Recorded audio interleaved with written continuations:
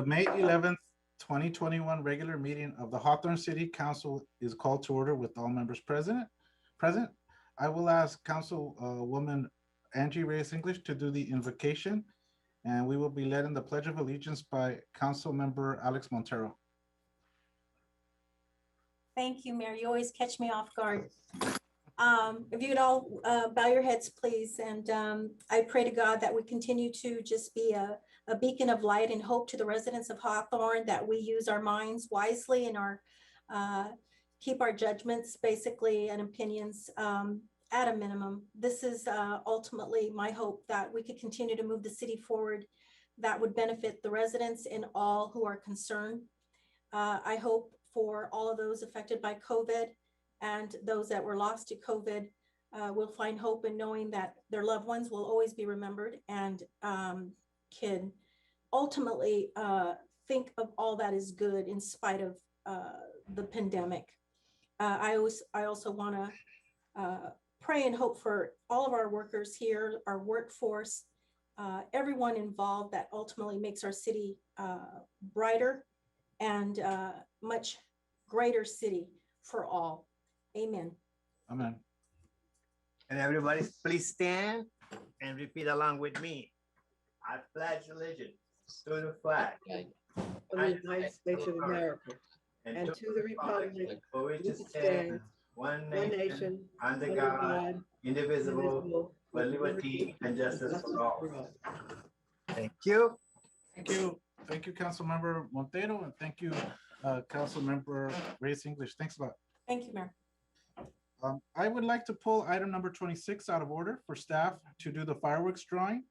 As you, well, no, there's no, okay. Does the rest of the council concur? Yeah. Yes? Okay. Council, Mayor, to the chair. Yes, ma'am. Go ahead. I just want to make sure that I address the concerns that I've received from some of the residents with regards to fireworks. Sure.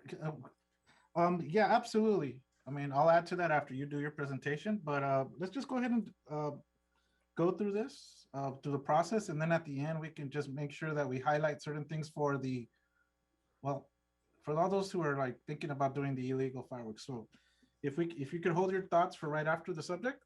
Well, I also have some questions because of potential, from what I understand, folks are concerned of potential conflicts where certain organizations and groups are doing the lotto to inquire a stand. Okay, good. So it's before okay, discussion. Can we have? What's the preference? Can we delay the fireworks presentation until we do the oral communications in case someone from the public has comments about the fireworks? Okay, yeah, that'd be good. And then we'll do it right after. We'll do it right after oral communications, and then that way, Councilwoman English, Angie Reyes English, and everybody else can hear feedback, any possible feedback, and then we could just give our comments on the whole fireworks thing. Okay. Okay, planning. So originally we were asked to put it to the front, but now we're going to just put it right after. Thank you, Interim City Attorney. Planning Director Greg Sugiuchi has a presentation on the agenda on code enforcement. Go ahead. Planning Director, can you hear us? Yes, I'm just coming on video here. I'm going to share my screen. Good evening, Mayor and members of the council.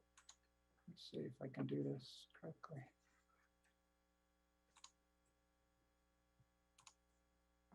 Oh, wrong screen.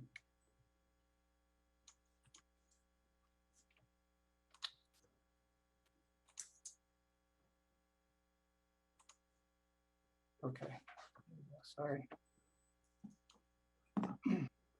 Good evening, Mayor and members of the council. Tonight, I'll provide an update on the code enforcement activities. Just to get you orientated again, and I'm sure you're all familiar. Hawthorne is about 6 square miles, but we divided the city into 4 sections for our code enforcement officers to address the code concerns of the city.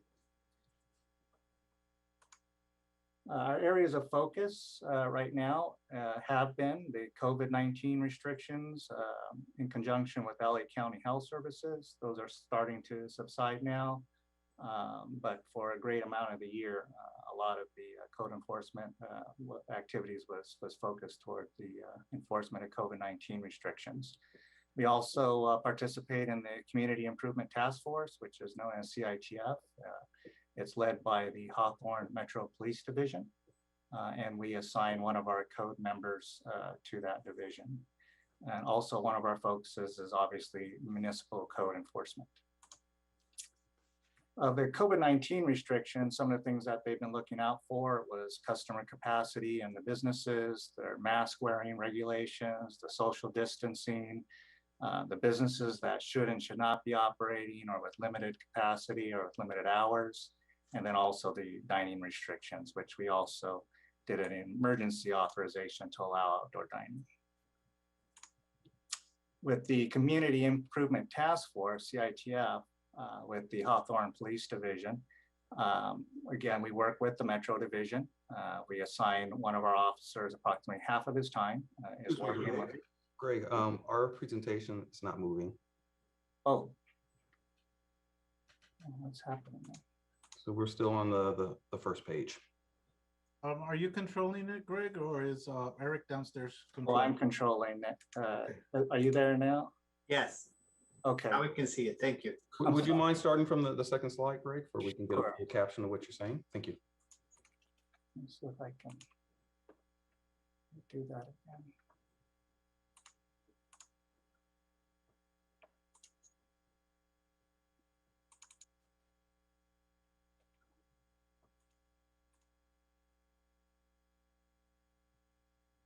Is that working for you guys? Oops. Here, Greg, if you give me a second, I'll go ahead and share it on my end. And you just tell me when to go ahead and change the page. Okay, thanks, Eric.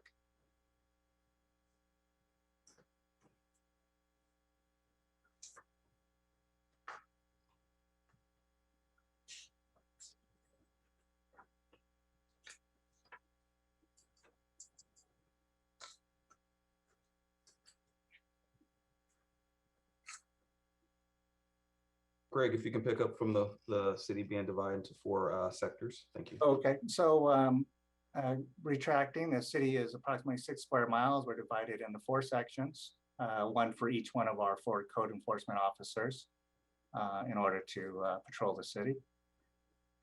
Next slide. Some of our 3 main areas of focus this fiscal year has been the COVID-19 restrictions, along with LA County Health Services, which we refer a lot of the violations to.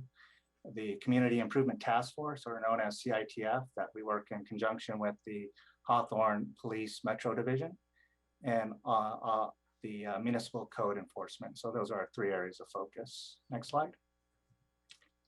For the COVID-19 restrictions, they've been looking out for customer capacity at the different businesses, mask wearing limitations and regulations, ensuring social distancing was taking place, businesses operating in conjunction with limited hours or limited capacity, and then the dining restrictions with our restaurants, and also looking after the outdoor dining that we authorized.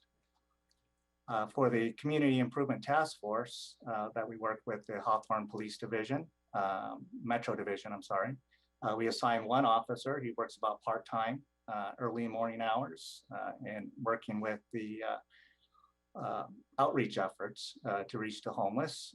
They work in conjunction with organizations such as LASA and St. Margaret Center, also with the LA HOP, or Los Angeles County Homeless Outreach Portal. Next slide. One of their other main focuses, and usually normally is their main focus if it weren't for COVID-19, is enforcing a municipal code. Some of the larger types of work they're focusing on is building violations, unpermitted work, business licensing, unlicensed street vendors, and property maintenance. Next slide. For street vendors has been an issue recently.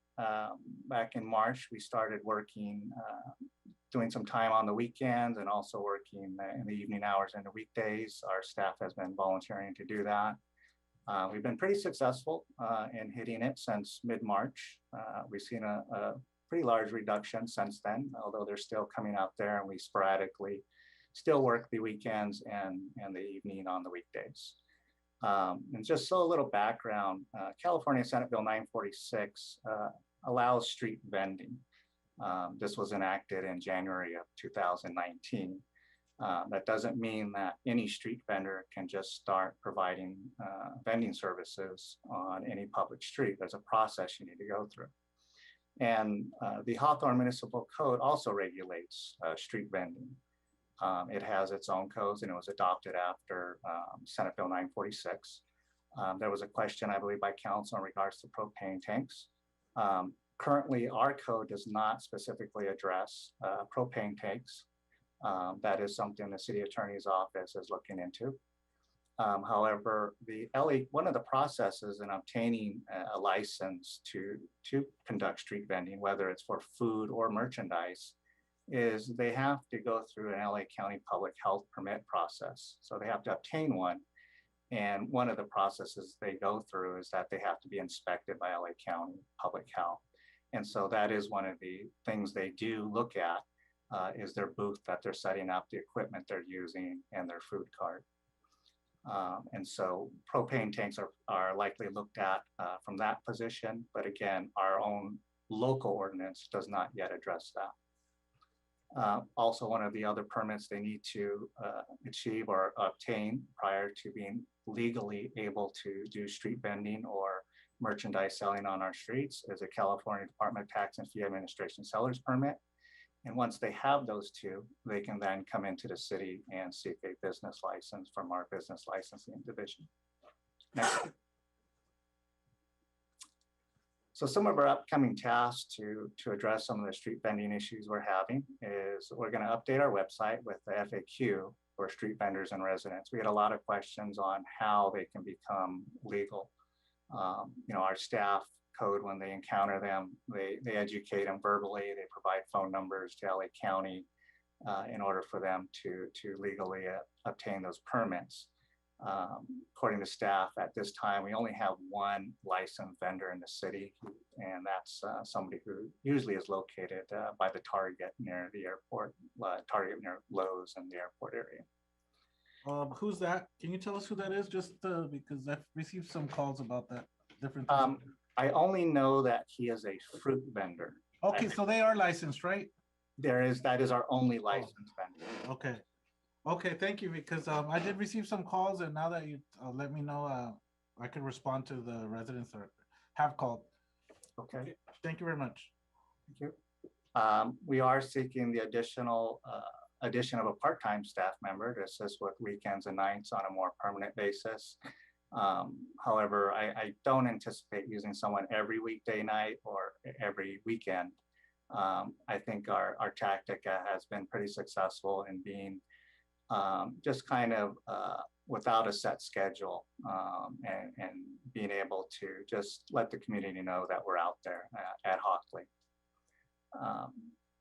We'll also looked at developing a handout brochure. Right now, we're verbally communicating to the street vendors when we catch them on how they can become legal, but we've seen one by the city of Los Angeles that is pretty elaborate, but maybe ours won't be that elaborate, but we plan on making one that's also bilingual that we can hand out rather than just verbally educating them. And then for anyone who's watching the presentation right now, if you do see street vendors out there and you're not sure whether they're licensed or not, you could always call our code enforcement at our number on the screen, which is 310-349-2945. Next slide. And just a summary report of what's been going on this fiscal year. Now, mind you, with COVID, things have been slower. They've been focusing on COVID violations, and this doesn't reflect any of those COVID tasks that they've been assigned to. But thus far, they've had 344 open cases. 288 of them have been closed. We still have 56 open. And some of the larger amounts of violations are building and construction. That's usually like illegal structures or fences that are going up in excess of 6 feet. Unpermitted work, work that's just being whatever they're doing to their, usually it's residential, but it could be commercial without permits. Business licenses operating in the city without proper licensing. and property maintenance issues, which is usually vegetation overgrown, both commercial and residential, debris, trash, and whatnot. So that equals about 66% of our total cases this year. Next slide. And at that time, this concludes my presentation. If you have any questions, I'll be happy to answer them. Through the chair. Yes, go ahead. Thank you, Greg, for giving us that update. So where do we did not issue any restrictions on where street vending could take place, did we? Not that I'm aware of, no. But we do have the capability of doing that, don't we? I believe some cities have designated areas for street vending. Well, I would like for us to look into that, because I think that, you know, if we have the capability of controlling where street vending takes place, I think we should do so. And along with that, I'd like to also ask, what has been the response of businesses about street vending? Have you had any comments from the businesses about it, about any objections to it, or any comments at all? I do know that some businesses like to, they already have a storefront. So sometimes they'll put their merchandise outside in front of their business. I have not specifically heard any business complain to me personally about street vending. However, it's known that one of the arguments made is that street vending takes away from our local businesses. So, yeah. But that's in general, a general comment. So I'd like to give a directive to ask you to look into what kinds of restrictions we can place as a city on the location, time and place where street vending can take place. And also, I want to ask you another question. You talked about an additional member of code enforcement of the team working at night, but it seemed like you were only limiting it to street vending. I know that there are lots of illegal activities that go on at night, and I'm wondering, is the night code enforcement officer going to be doing more than just looking at street vending? They certainly could. I think you know, we've gotten a lot of complaints about the street vendors setting up in the evening hours during the week and during the weekend. So that would definitely be one of their focuses, but that wouldn't prevent them from also enforcing the normal municipal code areas, especially on days like the 4th of July for illegal fireworks. And a lot of times you'll see, well, I don't know, I haven't been around for this city, but code enforcement usually is patrolling the area just to keeping the community safe. Because I know that a lot of graffiti activities go on at night when they know that there's no code enforcement on duty. So if you're going to have a night code enforcement officer, I would really like to see them doing other duties, not just street vending. Thank you. For the chair. Oh, yeah, I have a quick question, and I guess then I'll go to Councilmember Patterson and then Councilmember Montero. I have received a lot of complaints from the residents, and some of these vendors are not only just setting up like on a main street, a boulevard, like Hawthorne or Inglewood Avenue. They're walking through the streets, and they're even setting up. They have like the fruits laid out on the corners in residential areas, and you know, I think. Well, the residents are not happy. The people who live in these areas are not happy. I've received several complaints. And that's the impetus for us having, you know, emphasized this to code enforcement in the past. I do ask that we take this whole code enforcement in the evening and on the weekend serious. I'd like to agendize it for an action discussion item, so that we can discuss it further as a separate item. So Mr. City Attorney, if you could just write that down, please, for the next meeting. But I mean, if we limit the issue is not, we have like a handful of permitted vendors that are allowed to be able to sell. Everybody else, you know, are the ones that are causing the issue here, because they're not going to come into City Hall and going through the process. I mean, the fruit vendor went out of his way and did what they have to do, because they'll be liable if somebody gets sick, and that's a big concern. Not everything that's out there is necessarily safe. Most of it is, but sometimes there's some liability out there. So, you know, we just have to make sure that we enforce that. So, City Planning Director Sujuchi, if you could start like planning out for something like that, because I would like for that to be expanded. And then I would also like for if you could tell us what the protocol for receiving complaints are at the code enforcement telephone line, and what the protocol is once it's received, what happens, and are the residents' calls being returned? Because sometimes people call and they don't receive a call back, and they don't know if that's been addressed or if it was just like just the call was neglected or whatever. So if you could just give us some information on that for the next week's discussion, the next meeting's discussion, please. Okay. Yes. Councilmember Patterson, and then Thank you, Councilmember Mr. Montero. Go ahead, Councilmember. Just really Patterson. quick, forgive me if I missed it when Mayor Pro Tem was making her request, but I would like to also be educated about if we can restrict the number of licenses that we would issue in the city of Hawthorne for street vending. Yes, I'll consult with our city attorney's office. Because the whole spirit of the law is if anybody comes through City Hall, that they should be eligible, right? So, I mean, that's a valid question, Councilmember Patterson. I mean, I don't think we have a lot of people not tearing down the doors just trying to get these licenses, but that's still a valid question, right? Councilmember Montero, and then Councilmember Reyes English. Go ahead, Councilmember Montero. Thank you, Mr. Mayor. Just to add on that, for the city attorney to look into not just the propane thing, but if we can looking into our sidewalks regulation, right? Because there is a right-of-way sidewalk that one belongs to, half of it is the city, half of it is the property owner. So to figure it out if, because I think some of the street vendors, sometimes, you know, they block the whole entire sidewalk, right? So what can we regulate over there between our right-of-way versus the property owners part of the sidewalk? Under our current ordinance, under chapter 5.57A, this was an ordinance that was enacted after the Senate bill was passed and it went into effect. We do have regulations on sidewalks by hours and by locations. If they cannot do it on near the intersections by certain distance, they can't vend around fire hydrants and driveways.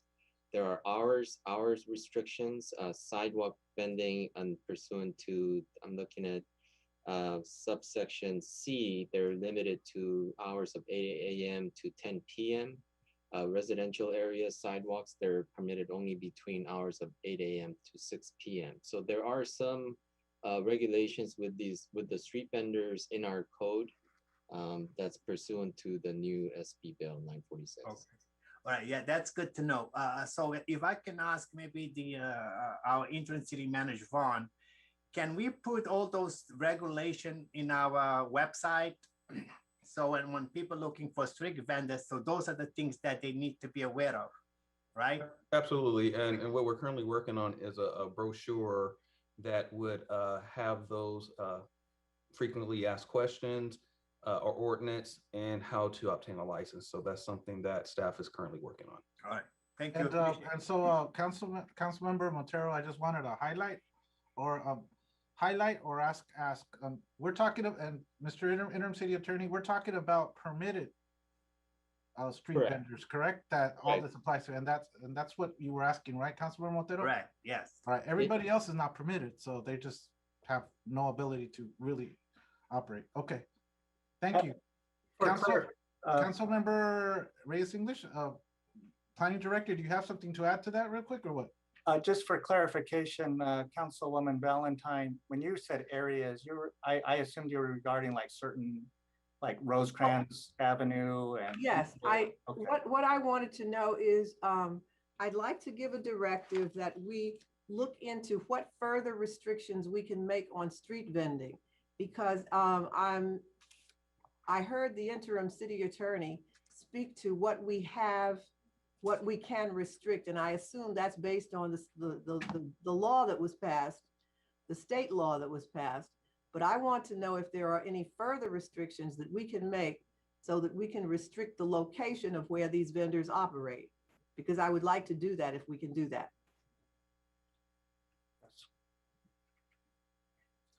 So you just, for informational purposes as of now, right, Mayor Pro Tem? And then we see what we do? Well, I wanted,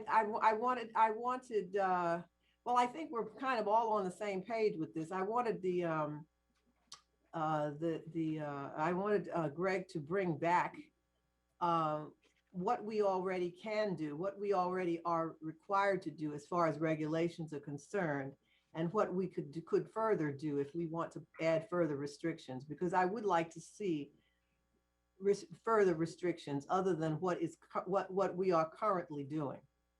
What I can do is we could submit a legal confidential based on the current existing ordinance and under the government code and the SB 946, and submit a legal confidential of to what extent we can. Having said that, the cities and counties are limited by SB 946. It has to be based on health, safety, and welfare concerns. So if we're going to lump one specific area of the city and restrict vendors from going to that area, it would be difficult to make that argument is for the purpose of welfare and health and safety of concerns. So these are new laws and new ordinance. So we want to avoid, there are attorney groups that actually is an advocate group, legal advocate groups for these vendors. So it would have to be done in a cautious manner, but I will submit a legal confidential based on that. Thank you. Councilmember Reyes English? Thank you, Mayor. So, okay, go ahead. thank you. So in the city of Los Angeles, they have legal vending. In doing legal vending regulations policy, regardless, how it's being regulated, there is policy in the city of Los Angeles that basically says that vendors have to stay within a certain amount of feet away from any venue. That includes the LA Live, Staples Center, the soccer stadium, large venues. And it also requires them to stay within certain distance from schools, et cetera, and also has the vendors assuring that the food is off the sidewalk, that it's up on some type of stand, some type of cart, et cetera. There are advocates that are assisting vendors to assure that they're in compliance with all three licenses that are required, which is the LA County license, the City of Los Angeles license, and the state. So having said that, they also have education components to the vending. And so that's something that we need to implement. We need to educate the vendors here, both in English and Spanish, including those policies in our website so that they could read them easily and have access to what the laws are. The Senate Bill 946 does say basically that the regulation of the sidewalk vending is essential only to where the regulation directly is related to objective health, safety, and welfare concerns. We cannot have vending out of vehicles, out of trunks. Well, so that's a major issue here in the city of Hawthorne. You could go to any parking lot at Northgate Market, on Rosecrans and Prairie.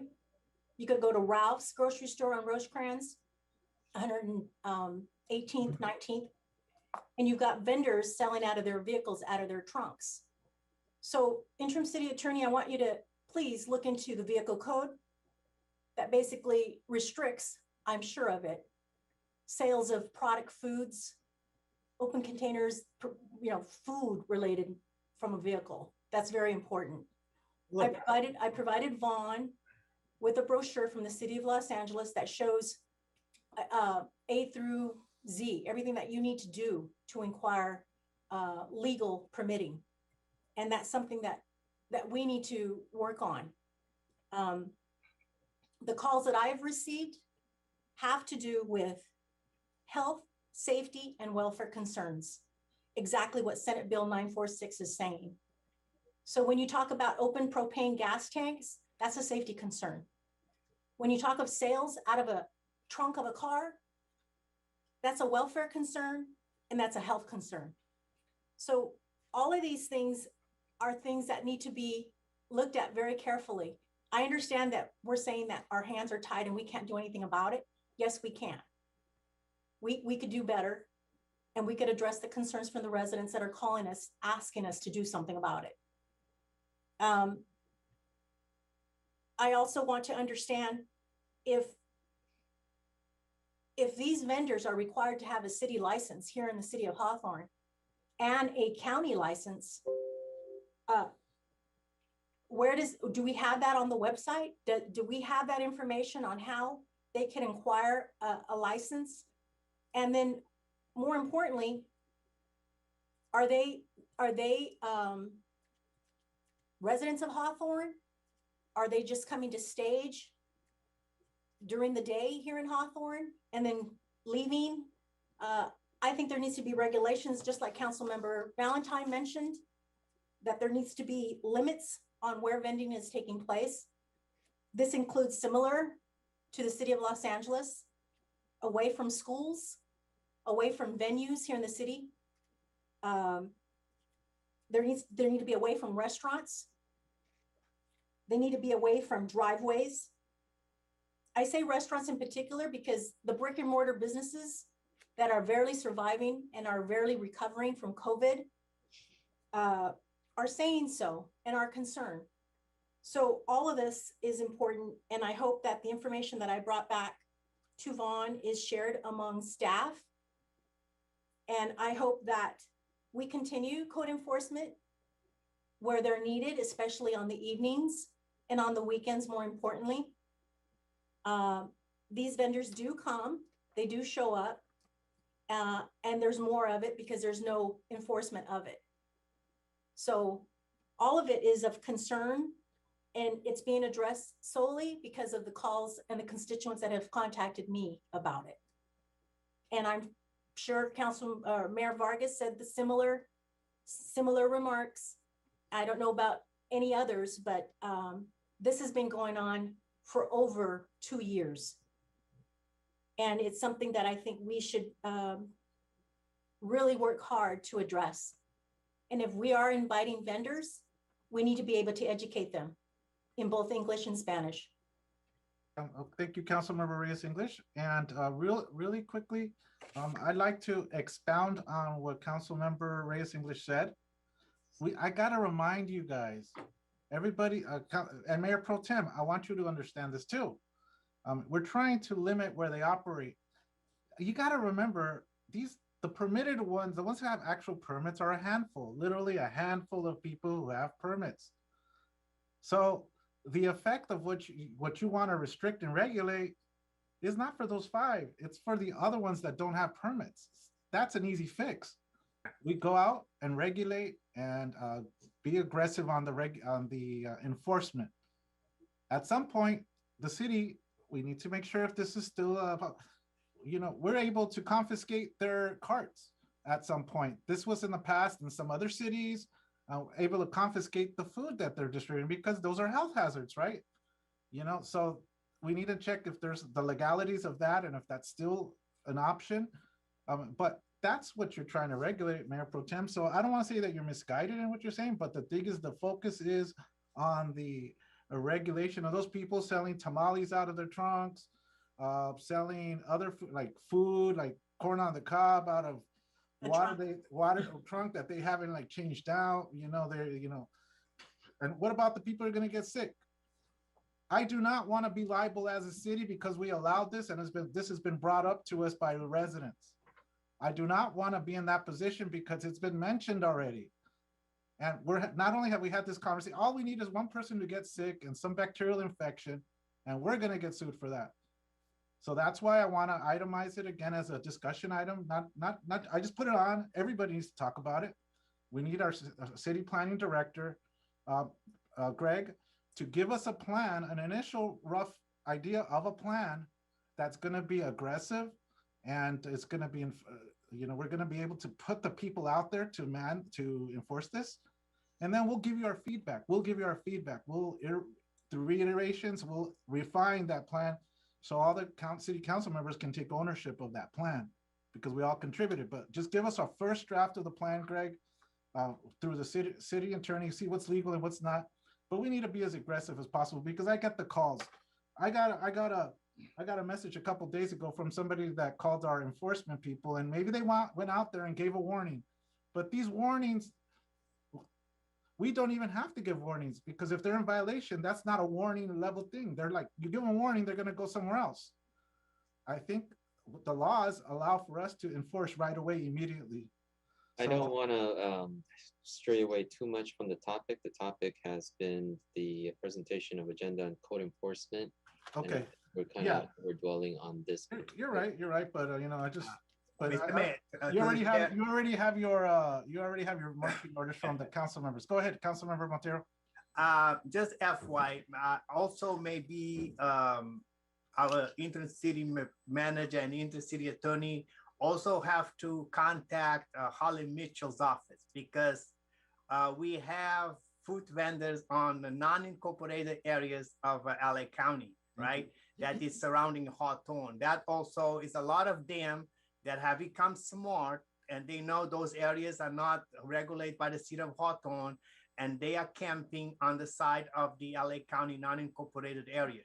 So we need also to coordinate our effort with Holly Mitchell's office to make sure that they are regulating those vendors on the non-incorporated areas of LA County.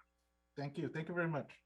Okay, so we have an itemized action discussion item for the next meeting so that we could talk about this all together, guys. We got something that should be coming from Greg at that meeting. Okay, so let's move on to the next item. Councilmember Valentine has a presentation. Thank you, Mayor. Yeah, go ahead. So this is a proclamation to honor the achievements of Russell Miyahira. The Hawthorne City Council formally acknowledges the exemplary service, commitment, and dedication of Russell Miyahira, who served the city attorney since 2009. Russell began his career with the city of Hawthorne in 1986 as a deputy city attorney, where he handled misdemeanor prosecution for the city for 2.5 years. He left the city to join a litigation firm where he represented public entities. Upon his return to the city of Hawthorne, Russell again prosecuted criminal cases for the city, and soon thereafter handled the civil litigation matters for the office. He was promoted to assistant city attorney in 1999 and began to handle the municipal law matters, where he assisted in advising the Planning and Civil Service Commission, department heads, and drafting contracts, agenda items, resolutions, and ordinances for the city council agenda. In January of 2009, Russell was unanimously appointed acting city attorney by the Hawthorne City Council. In 2010, Russell was unanimously appointed city attorney. In subsequent years, Russell's employment contract had been approved by the city council on 7 occasions. In the 12 years that Russell was the city attorney, he oversaw his department comprised of 4 attorneys, a paralegal, and 3 administrative clerks. He prepared and drafted thousands of items for the city council agenda, oversaw all litigation, development, and land use matters, and continued to advise all the department heads in the city. Russell's deep concern for the well-being of the city and its residents was reflected in his commitment to ethical principles, as well as an acknowledgement of the fragile stability of the city. Long known in the South Bay as the embarrassing step-cousin of surrounding cities, Hawthorne had been branded with headlines of indicted public officials and shady development deals.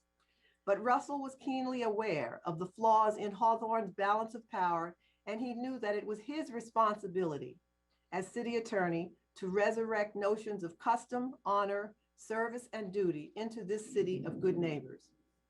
During his entire dozen-year tenure as the chief legal officer, Russell insisted on maintaining his salary at the same level and even voluntarily took a pay cut when the budget was plummeting and joined his fellow employees in accepting continuous yearly furloughs to improve the financial health of the city.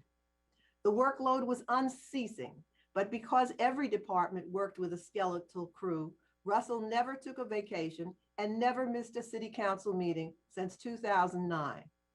His commitment and dedication to the city, as well as the prudent choices that he made as city attorney, kept the city on the right path of integrity and prosperity. Russell departed the city as the pandemic was nearing an end and the city's future appeared bright. Under Russell, the city awakened to consistent practices of transparency, integrity, and ethical decision-making. Because the Hawthorne's past history has taught this city how these principles can be ignored and how authority in the hands of a self-dealer can be wielded against its own best interests. Russell was keenly aware that the genuinely good spirit of this city was not necessarily always echoed in the actions of the city council. Russell proved himself the true professional as reflected in his devotion to work and his steadfast commitment to his responsibility. He had been terminated by 3 members of the city council in August 2012, but he was summoned back by the city council 6 months later. He promptly returned again as a dedicated public servant, serving as the city attorney for another honorable 8 years.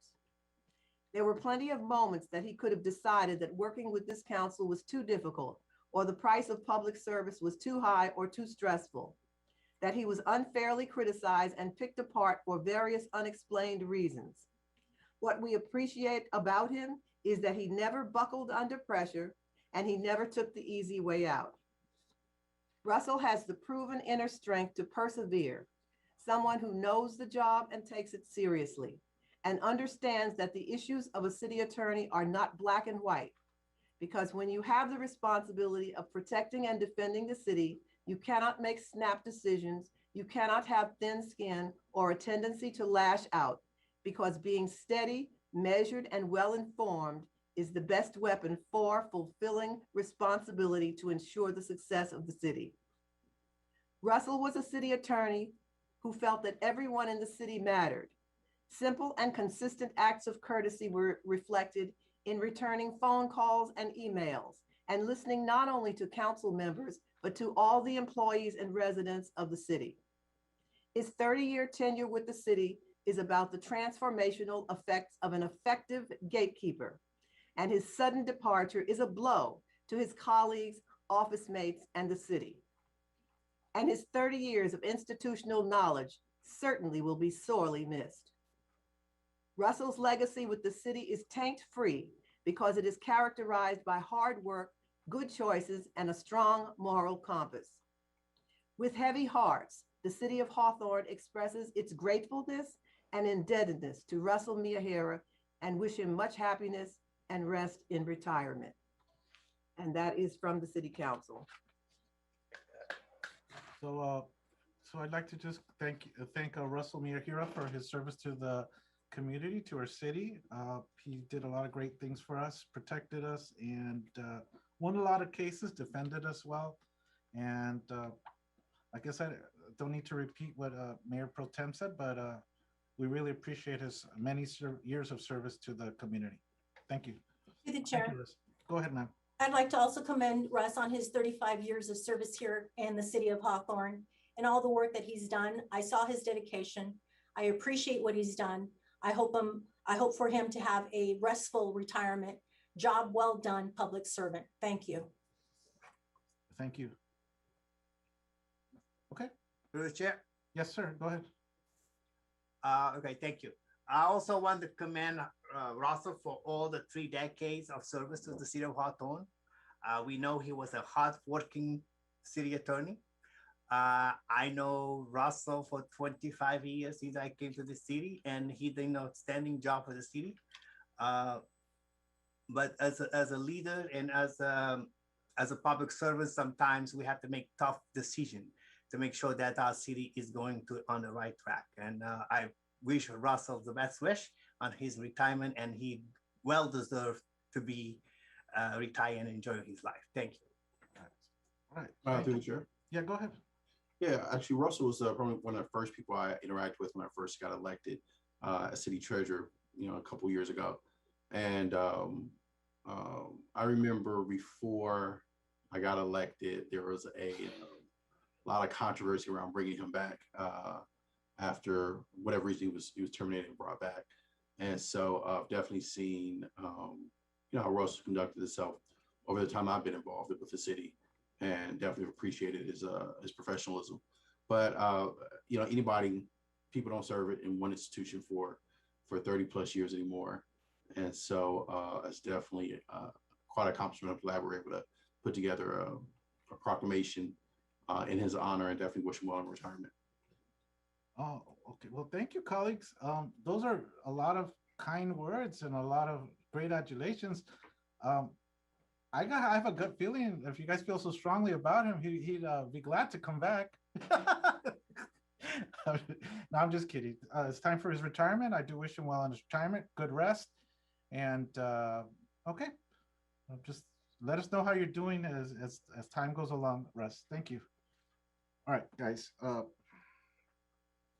Councilmember Reyes has a presentation on the agenda. Councilmember Angie Reyes. Thank you, Mayor. I just want to make mention that this year, Monica Drisky here in our city clerk's office retired, but I want to assure that her work and her dedication is honored here tonight by the city council members and the mayor, and I have a proclamation honoring her years of service. I think it's worthy of reading. The city of Hawthorne commemorates the retirement of the esteemed and much admired Monica Drisky. And whereas Monica Drisky was born in Ecuador and moved to the United States in 1984, whereas she started working for the city of Hawthorne in 1992, working in the information booth and working her way up to full-time chief deputy city clerk prior to her retirement. And whereas Monica devoted life and time to the city, she made sure the agendas were always prepared and all council meetings ran smoothly without flaw. She will be missed because of that too. And whereas upon her initial retirement, Monica came back to assist other departments, including the city clerk's office, until her former resignation in March of 2021. She is a devoted wife, mother, and wonderful, loving friend to all. Therefore, the Hawthorne City Council does formally join along with family and friends in recognizing the years of service and the contributions Monica made throughout the years, and pay tribute to her service and commitment to the city of Hawthorne. Proclaim this day, the 11th day of May, 2021. And Monica, and if you're watching, again, I can't say enough for all that you've done in the years of city clerk, especially in my time when I joined the city clerk's office in 2005. Your willingness to educate me and to assist me to learn the department and understand the historic records of our city and the importance of elections and resolutions and anything that had to do with the city clerk's office, including public records request, how to ultimately make propositions on ballots, how to be open-minded, and more importantly, never saying no. And so again, I just can't say enough to you. This proclamation on behalf of the mayor and the city council, we thank you for all that you do, and I'll assure that this gets to you. If there's any other members that'd like to say some words.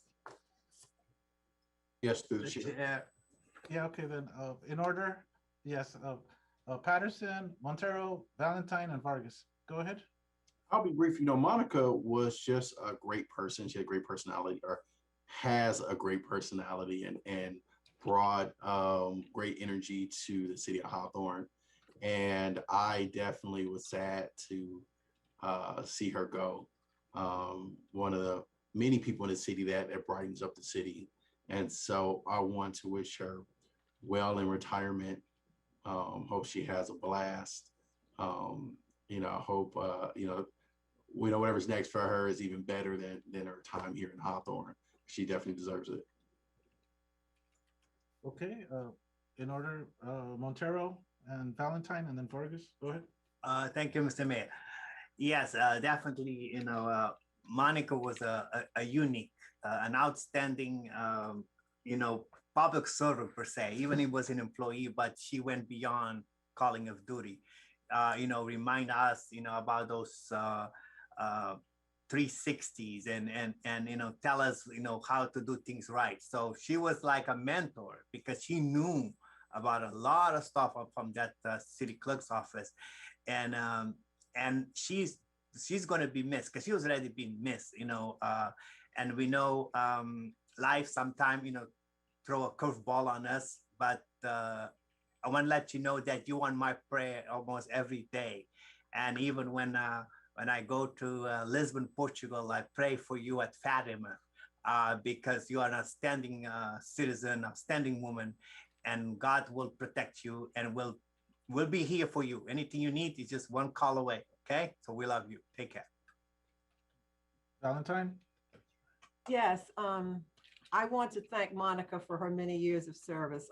My personal relationship with her was so good. I could always go to her and ask for anything, and she would know where to find it. Whatever form I needed, whatever was coming up on the agenda that I needed some information about. She knew it. She knew the history of Hawthorne. She was so well versed in everything that a city clerk is supposed to know how to do. But not just that she was well versed, she also loved what she did because she worked at it constantly and she always did her very best. So Monica, wherever you are tonight, thank you for being more than a city servant, a real trooper, a real dedicated person, and someone that we cannot duplicate. Monica and Diana really exemplified what it's like to be truly dedicated to the welfare of the city. And when I think about people who love the city and love what they do and love to make the city, do what they can to make the city better, I think of people like Monica. Thank you, Monica. Thank you for your many years of service. And thank you for being a great friend to me and to the city. Okay, thank you. Thank you, council members. And I also like to add my appreciation for Monica. I think a couple of people mentioned that the first person they met when they came to City Hall, well, that's the first person, the first person at City Hall employee-wise that I met. Of course, I knew council members and, some members of the public at the council meetings, but she's the first employee that I met when she gave us the orientation for running for city council. Actually previously when I was a civil service commissioner, she's the one who met with me and gave me the scoop, and she was kind and very helpful and told me the pitfalls and things to be careful with as much as she could. And, it was just a pleasure, always joyful, always encouraging also as things went along with positive messages of encouragement. And I still remember she gave me there was like something I guess she had like a list of 20 things that a city council member should be mindful of. And I have it somewhere here in my files, but I read it very carefully. And those were words of wisdom for someone to be successful as a council member and serve the people in an honest fashion. So I remember that, Monica. And you remember that too, that you gave me that. So I wish you well. Yeah. Great through the chair. Great health and great health, and let us know how you're doing. Go ahead, Mr. I made my comments last month, but I just kind of echo everyone's comments. Diana and I really, really miss her. She's been a great colleague all these years, but even a better person and friend. So we all miss you and love you. And yeah, we hope you're enjoying retirement. Thank you. Okay. Thank you, Mayor. I just wanted to be able to hold this up just because, prior to COVID, we all, had an opportunity in council chambers to recognize individuals and present them with photos and give them an opportunity. And because they're not here, I just think it's important that we show them and whoever is watching that we are acknowledging our former city clerk. Okay, thank you, Councilmember Reyes English. Councilmember Reyes English has another presentation. Go ahead. Thank you, Mayor. I was contacted by Mr. Joe Stiglish, and as you might all know, Francis Stiglish passed away. I want to read a short bio that Joe shared with me. She was born August 3rd, 1918 in Carson Lake, I believe, Minnesota. It's MN. I hope that's the right state. She was married February 20th, 1954 to Joe Stiglish. Her two sons, Joe and Tom, four grandsons, Tyler, Luke, and John, and Alex. Feisty through the years, she contributed over 70 years to the Hawthorne community and politics. The longtime Hawthorne resident never shied away to right a wrong. All who knew Fran were blessed by her spirit, occupied by kindness and wisdom that she freely shared. She passed away January 26th, 2020 in Fallbrook, California. She was 101.5 years young. I will be joining the Stiglish family on the 17th in the city of Redondo Beach to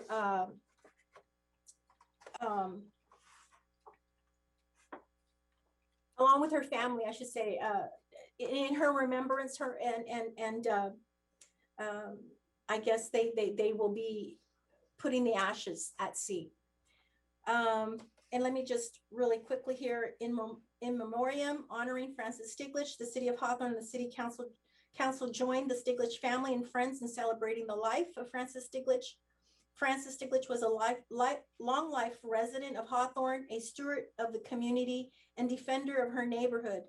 She will be forever remembered by the city's motto, the city of good neighbors. And this is presented today, the 11th day of May, 2021. It's signed by myself, Councilmember Patterson, and Montero. Let me just say that these words were provided by Joe himself. Francis and I had a good run, if you will. She was often in my ear, and I appreciate that. I really do. Just like I assisted Walt Dixon when he passed away, and assisted in his belongings and ultimately artifacts and things that went to the Hawthorne Historic Society. But again, I just want to acknowledge Joe for reaching out to me and to giving me the opportunity to speak on Frances' life. More importantly, her contributes to the city and how important she was in history. And this is something we'll always remember Frances on.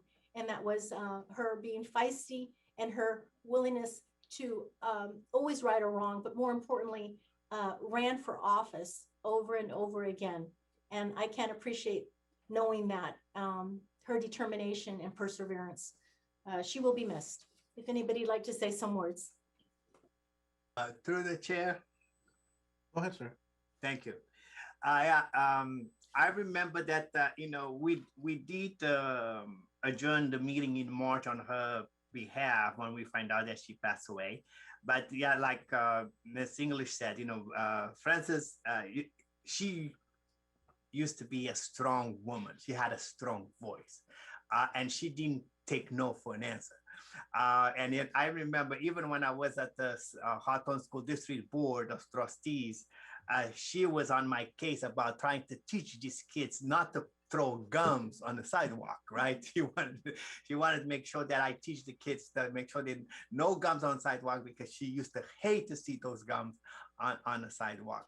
And she, she was a watch lady, she in our neighborhood, because she brought issues to the city council all the time. dealing from trash pickup, from kids on the street, from non-good citizen members. So she was a vigilant person. So she will be missed. And, to live 101 is tremendously. So she is in heaven over there with God. And I'm pretty sure she continued to watch over Hawthorne because she did love Hawthorne. So bless her soul. Thank you. I could only wish to live that long. My goodness. Yeah. Thank you, Mayor. Okay, thank you. Oral communications, please, Mr. City Clerk. Yes, Mr. Mayor. During oral communications, speakers shall have 3 minutes to state their business. The Brown Act prohibits the City Council from providing a detailed response or acting upon any items not contained on the agenda. The governing bodies as a body shall have the discretion at the close of oral communications to refer your remarks to the city manager for study, investigation, report, and or recommendation. Pursuant to the Government Code Section 54954.3, all remarks shall be addressed to the City Council as a body and not to any individual council. How many communications do you have? So we have a total of 3 individuals who would like to speak tonight. Do you have them lined up? Yes, I do. Go ahead.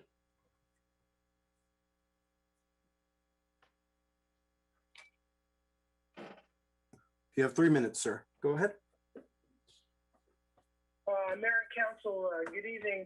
I have a quick question. Can you tell me, after my comments are concluded, when the City Council meetings will be back open to the public? I think the public needs to come into the city chambers and address the leaders individually, because I think it's important that the feedback from the community should be listened to by the council. Secondly, Olivia, I couldn't disagree more with your assessment of Russell Miyahara. Sir, please address the entire council, sir. Yes, I am. Your comments were totally skewed. I don't believe they were accurate. Mr. Miyahara was fired by the city council and was never hired again by another city, which tells you just how incompetent he was. As for his ethics and integrity, Olivia, maybe you can take a look at the Planet Fitness. Sir, please address the entire council. Thank you. Maybe you can take a look at the Planet Fitness project and ask why it's there when it requires 95 spaces, but there are only 77 spaces. So as for his integrity and ethics, I think they're certainly subject to controversy. Additionally, as I say, he was fired twice. But the biggest accomplishment Russell Miyahara accomplished during his time in the city of Hawthorne was the loss of millions of dollars in HUD funds to the Gold's Gym that all of you remember, especially you, Mr. Vargas, and it's something that has cost this city significant money, both now and in the future. Additionally, I also am concerned that interim city manager Norris has refused to respond to various emails with regards to if, in fact, planning director Seguzi is a certified planner as required by his job description. If he's not a certified planner, why is he acting as a planner in the city? We need professionals, not people who are fired in their previous job or burning magnetic tapes in the city. It seems like the city council needs to address those 3 things because it's very important that we have competent people working in the city. Finally, legal fees that Miyahara wrapped up in 2020 will be known very soon. There's a letter that was sent out this week by City Attorney Crosswhite, who is promising those records. If we don't get those records timely, I'll be filing a Public Records Act lawsuit to get the records. And then finally, I'd like to ask the City Council to please investigate why Planet Fitness can have a 23,600 square foot building that requires 95 parking spaces, but has nowhere close to 95 parking spaces. You might ask Ms. Crosswhite, who was acting as the planning director at the time, while she was also serving as the attorney for the planning department. For the planning commission. There's some serious things that's been provided to you for your review. If you look the other way, obviously, then you're conspiring with these people to damage the city and its residents. You have 15 seconds, sir. It's time that the city council review Ms. Taguchi, it's time the city council reviews the Planet Fitness, and it's also time for the city to review all the wasted legal fees that Mr. Miyahara and the city attorney has essentially burned up in 2020. Your time is up, Thank you sir. very much. Thank you. Thank you. You have a good day. Okay. Go ahead next. To Paul, can you make sure they state their name, please? Sure. Thank you. Do you have the name of the previous speaker? Yes, it was Jerry Jamagachin. Oh, okay. Yeah.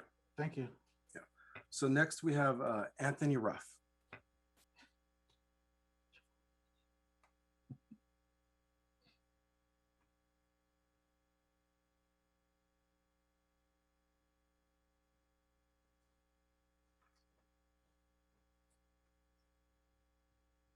We're calling him again. Please call him. Let's make sure that we have it properly staged. Whatever you have to do. We just don't want to lose them and then have people say that we did stuff on purpose or anything.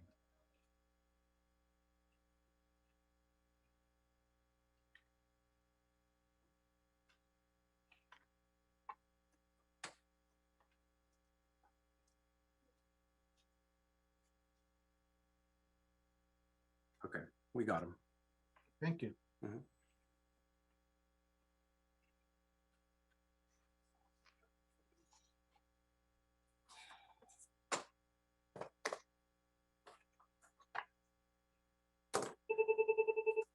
Mr. Ruff, you have 3 minutes.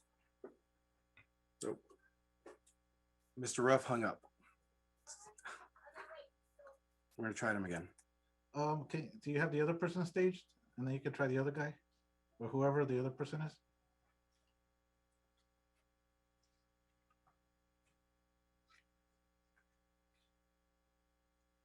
Mr. Ruff, you have 3 minutes. Go ahead. Mr. Ruff?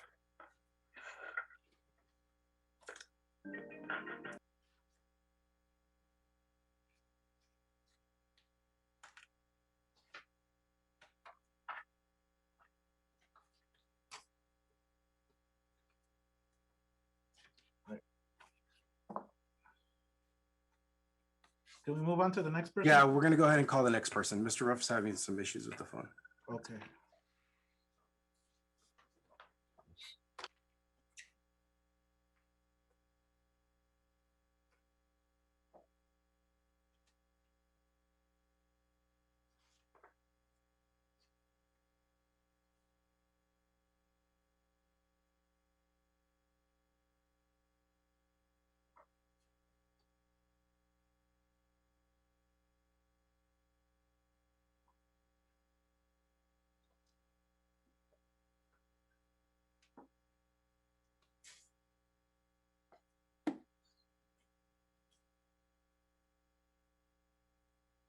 Okay, next we have Miss Megan Mitchell.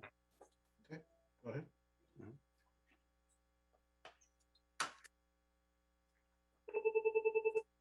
Miss Mitchell? Go ahead, you have 3 minutes, Miss Mitchell.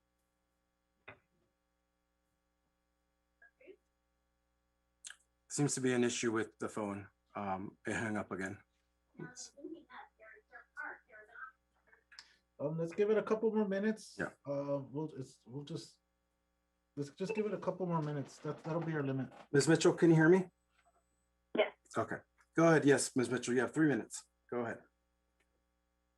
Good evening, council members, Mayor Pro Tem and Mayor. I'm Megan Mitchell. My neighbors and I intended to appeal the April 21st Planning Commission approval for the Hyatt Place. However, it cost $2,976 to file, and we simply couldn't come up with the funds, so that's why I'm here during public comment. I did present this issue at the last commission meeting, but wanted to bring it here as well. The city clerk should afford you some support materials that will help show you what's going on with this issue. My neighbors and I all support economic development in the hotel zone off of Imperial. We believe it's the city's job to keep an eye on the big picture and make sure developments don't take advantage of the city and its residents. So many people who live adjacent to the zone are long-term renters, and their landlords don't pass notifications down to them. They have no idea what's going on. Based on my research in the last 4 years, plans have been approved by the commission for 5 projects by a sole property owner. I've provided a photo guide of the area and its current conditions, and I can tell you that 0 construction has begun on any of them. I drive past them every single day. And just a quick glance over the visual report will show you how little thought goes into the impact these structures are having on our neighborhood. In 2018, after receiving notice of the proposed Hilton Garden Inn, I gathered 29 signatures from 24 addresses in an hour to bring them to the commission meeting. Our concerns were explained away and the project was approved as proposed.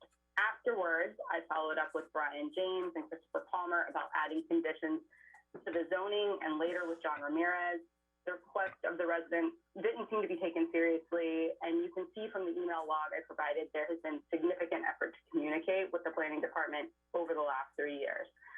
The past January, I received notice that the southern part of Acacia is potentially going to be vacated to the sole developer. The northern part was vacated back in 2013, and I was unaware of this when I first approached the commission 3 years ago. This whole situation causes me great concern to see the developer using a delay tactic to purchase of properties in this area, use the street vacation to gain more space for a larger undisclosed future project. And the city has granted public roads to developments in the past, and I worry 20 years from now, when we have an overdeveloped property that becomes neglected, this seems eerily similar to the Hawthorne Mall and the medical center, which we all know are exhausting city resources. Our community would like to see ordinances created that would help hold developers accountable, make them stricter, break ground in 3 years or pay a fine or lose the rights to the property, something to hold the developer accountable. We'd also like to see some simple guidelines such as a 10-foot setback, landscaping, parkways, equal architectural design front and back of the building. And currently there's 0 architectural interest on the buildings on Birch Avenue. We think it's vital that you guys look out for the residents, the renters, and the homeowners while encouraging development. And we want the tourists and the future and current residents to feel welcomed when they come to our city. So we're asking you to speak for the residents who can't freak to themselves and help create a more desirable area for the developers and the residents. Thank you. Thank you, Ms. Mitchell. Thank you. Next, we have Mr. Ruff. Mr. Ruff, can you hear me? Yes, I can, sir. Okay, sir, you have 3 minutes. Go ahead. Greetings. Good evening, everyone. My name is Anthony Ruff. I'm the American Legion Post 314 chaplain, and I've been asked to make this request, a submission, an announcement regarding the Memorial Day ceremony that we've been granted permission to go ahead and conduct on Memorial Day, May 31st, Monday, May 31st, 2021. On behalf of Commanders James L. Swain of the American Legion Post 314 here in the beautiful city of Hawthorne, and Roger Morrissey of the Veterans of Foreign Wars of the United States Post 2075. Our American Legion Post, along with Hawthorne VFW, will be conducting an in-person Memorial Day ceremony on Monday, May 31st, 2021 at 10 a.m. Our organizations are immensely proud that we will be able to hold the annual Community Memorial Day ceremony event this year. The ceremony will be taking place at the Hawthorne Memorial Center, located at 3901 West El Segundo Boulevard. The reception immediately following the ceremony will be held at the Veterans of Foreign Wars Post here in Hawthorne, located at 4563 West 131st Street, and refreshments will be served. We are extremely excited that this annual recognition ceremony will be held, and for those that have never been to one, will be moved and enlightened. The ceremony is performed as a day to remember and show respect and honor to the brave men and women who have died while in service to our country. They paid the ultimate sacrifice, and they are missed by spouses, children, parents, extended family, friends, and their comrades every day of the year. This day encourages Hawthorne residents and all Americans to reflect on their sacrifice. So on behalf of the commanders, officers, and its members, the council, Mayor Vargas, and the community are all cordially invited to attend this incredibly special occasion. As always, our goal is to give back to veterans and their families while partnering with other organizations whose endeavors are to improve the quality of life of past and present service members who have dedicated and sacrificed in service to our great nation. I apologize for the late invitation. And it's our hope that your busy schedules will allow you and your representatives to join us.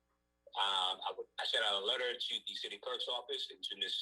Sanchez as far as RSVP, sending a response back. Only in Monday, May 24th, for those who plan to attend. Invitations have gone out to all of our local elected officials, including Councilwoman Autumn Burke, State Senator Stephen Bradford, and Congresswoman Maxine Waters. We encourage you to come out and meet the members, auxiliaries, volunteers, patrons, and sponsors proud to support this event. Our organization are always striving each day to bring about positive change with our shared communities and honor our military heroes. We look forward to seeing you there. Respectfully submitted on behalf of the commanders of Post 314 and Post 2075. Thank you very much for your time. Have a wonderful evening. Thank you, Mr. Ruff. Thank you, Chaplain. That is the end of public comments. Okay, thank you, Mr. City Clerk. Appreciate that.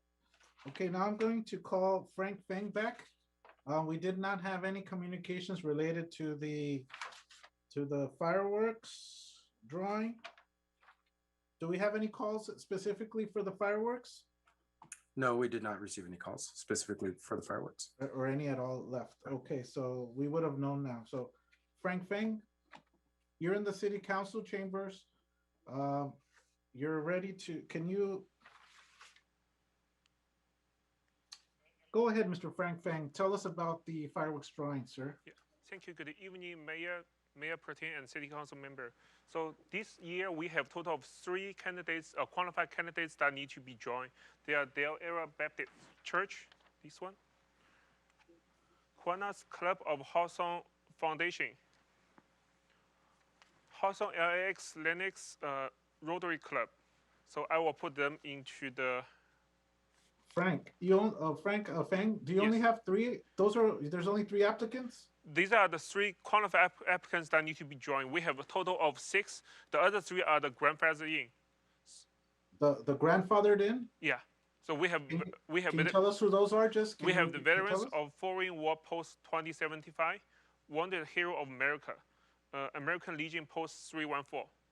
Okay, veterans organizations that are grandfathered in. Okay, yes. So these are the 3 remaining locations, right? Yeah, remaining organizations that will do the drawing. Go ahead. Mayor? Yeah, Councilwoman, go ahead. I'm just curious, can you tell us what's the qualifications to submit? Do you know what the qualifications are? The qualification are they need to be in the city of Hawthorne for at least 5 years and need to submit their financial statement to show that at least 80% of the revenue generated from the fireworks sale will be contributed to the city of Hawthorne.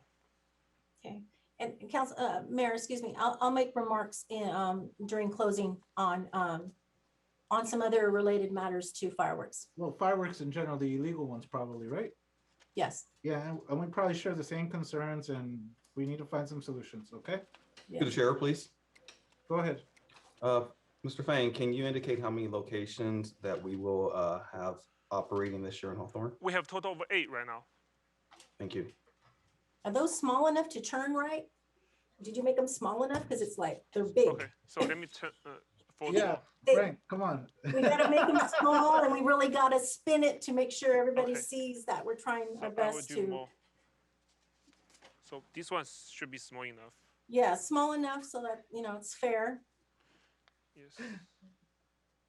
It's kind of true, huh? That was kind of funny. They're not even gonna be run. They're gonna stay in the same position. Thank you, Frank. Appreciate it. Thank you. Okay. Real hard. Spin it real hard.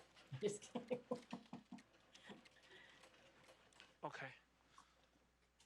So I will look at here to make sure I don't see anything. So you can use your face mask. It's all good. It's all good. So the first one is Del Air Baptist Church. Okay. So let me write this excellent. down. So they get to choose from the locations you have, right? Yes. Uh-huh. So the second one will be Kiwanis Club, Club of Hawthorne Foundation.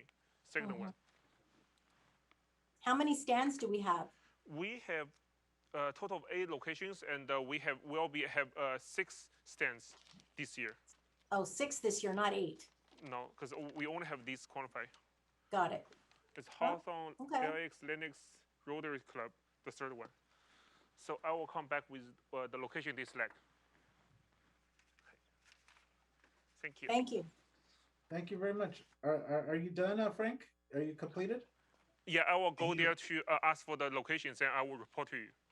Okay, let us know and we'll interject during the meeting. Okay. Thank you. Thank you. All right, appreciate it. Mr. Clerk, your consent Through calendar, the, please. through the chair. What do you? Well, actually, I want Councilmember to say Reyes. something about these fireworks. Councilmember Reyes, go ahead. Oh, no, it's Councilmember Montero. Go ahead. Okay, so you, okay, go ahead, Thank Councilmember. you. All right. Well, okay, so let me explain why they only have six instead of 8 this year, right?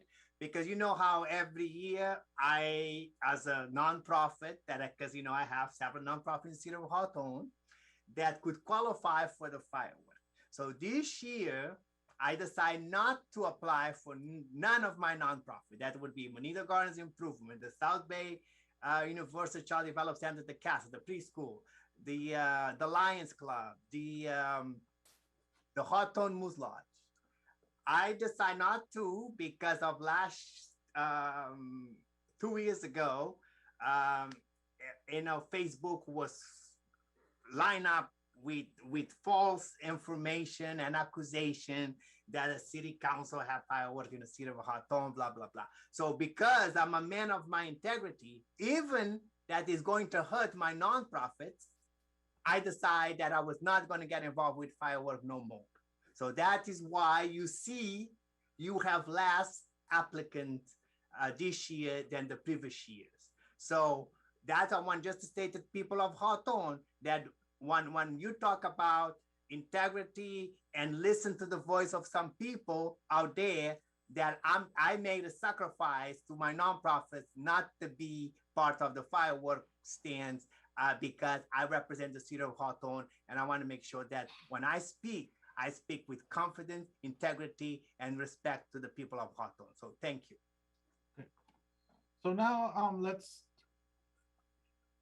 do you have some quick comments on the fireworks in general, the illegal ones, Councilmember Reyes? Yes, just let's make sure that they're brief only because this deals with the legal ones that we're talking about, but go ahead. No, and let me just first of all commend Councilmember Montero for not only his efforts, but his truth, and more importantly, explaining. I haven't been here in the last 2 years, and obviously there's a lot of misinformation. And so I'm glad that he's clearing the air. More importantly, I'm glad that there's opportunities for others to participate that have nonprofit organizations. Yes, it does hurt some nonprofits because this is their source of fundraising. And I do realize that. I also want to make mention of the complaints. Segueing from that, Councilmember Montero, to the things that I've experienced and I've heard and continue to receive emails, calls, and especially during campaign season, as you know, Mayor and Councilmember Montero and Councilmember Patterson. These are ongoing concerns that residents have. I'd like to ultimately agendize an item, if you would, City Manager, for further discussion. Folks have brought to my attention that they are sick and tired of being sick and tired. I also would like to hope that the city will address the complaints that we continue to get in the city, especially inundating the police department, by implementing a direct complaint line that is 2 months prior to 4th of July and 2 months after the 4th of July, and that those concerns are addressed thoroughly and are expedited in a way that the police department could better have a purview of how that's done and made. And I reach out to the chief of police to do that.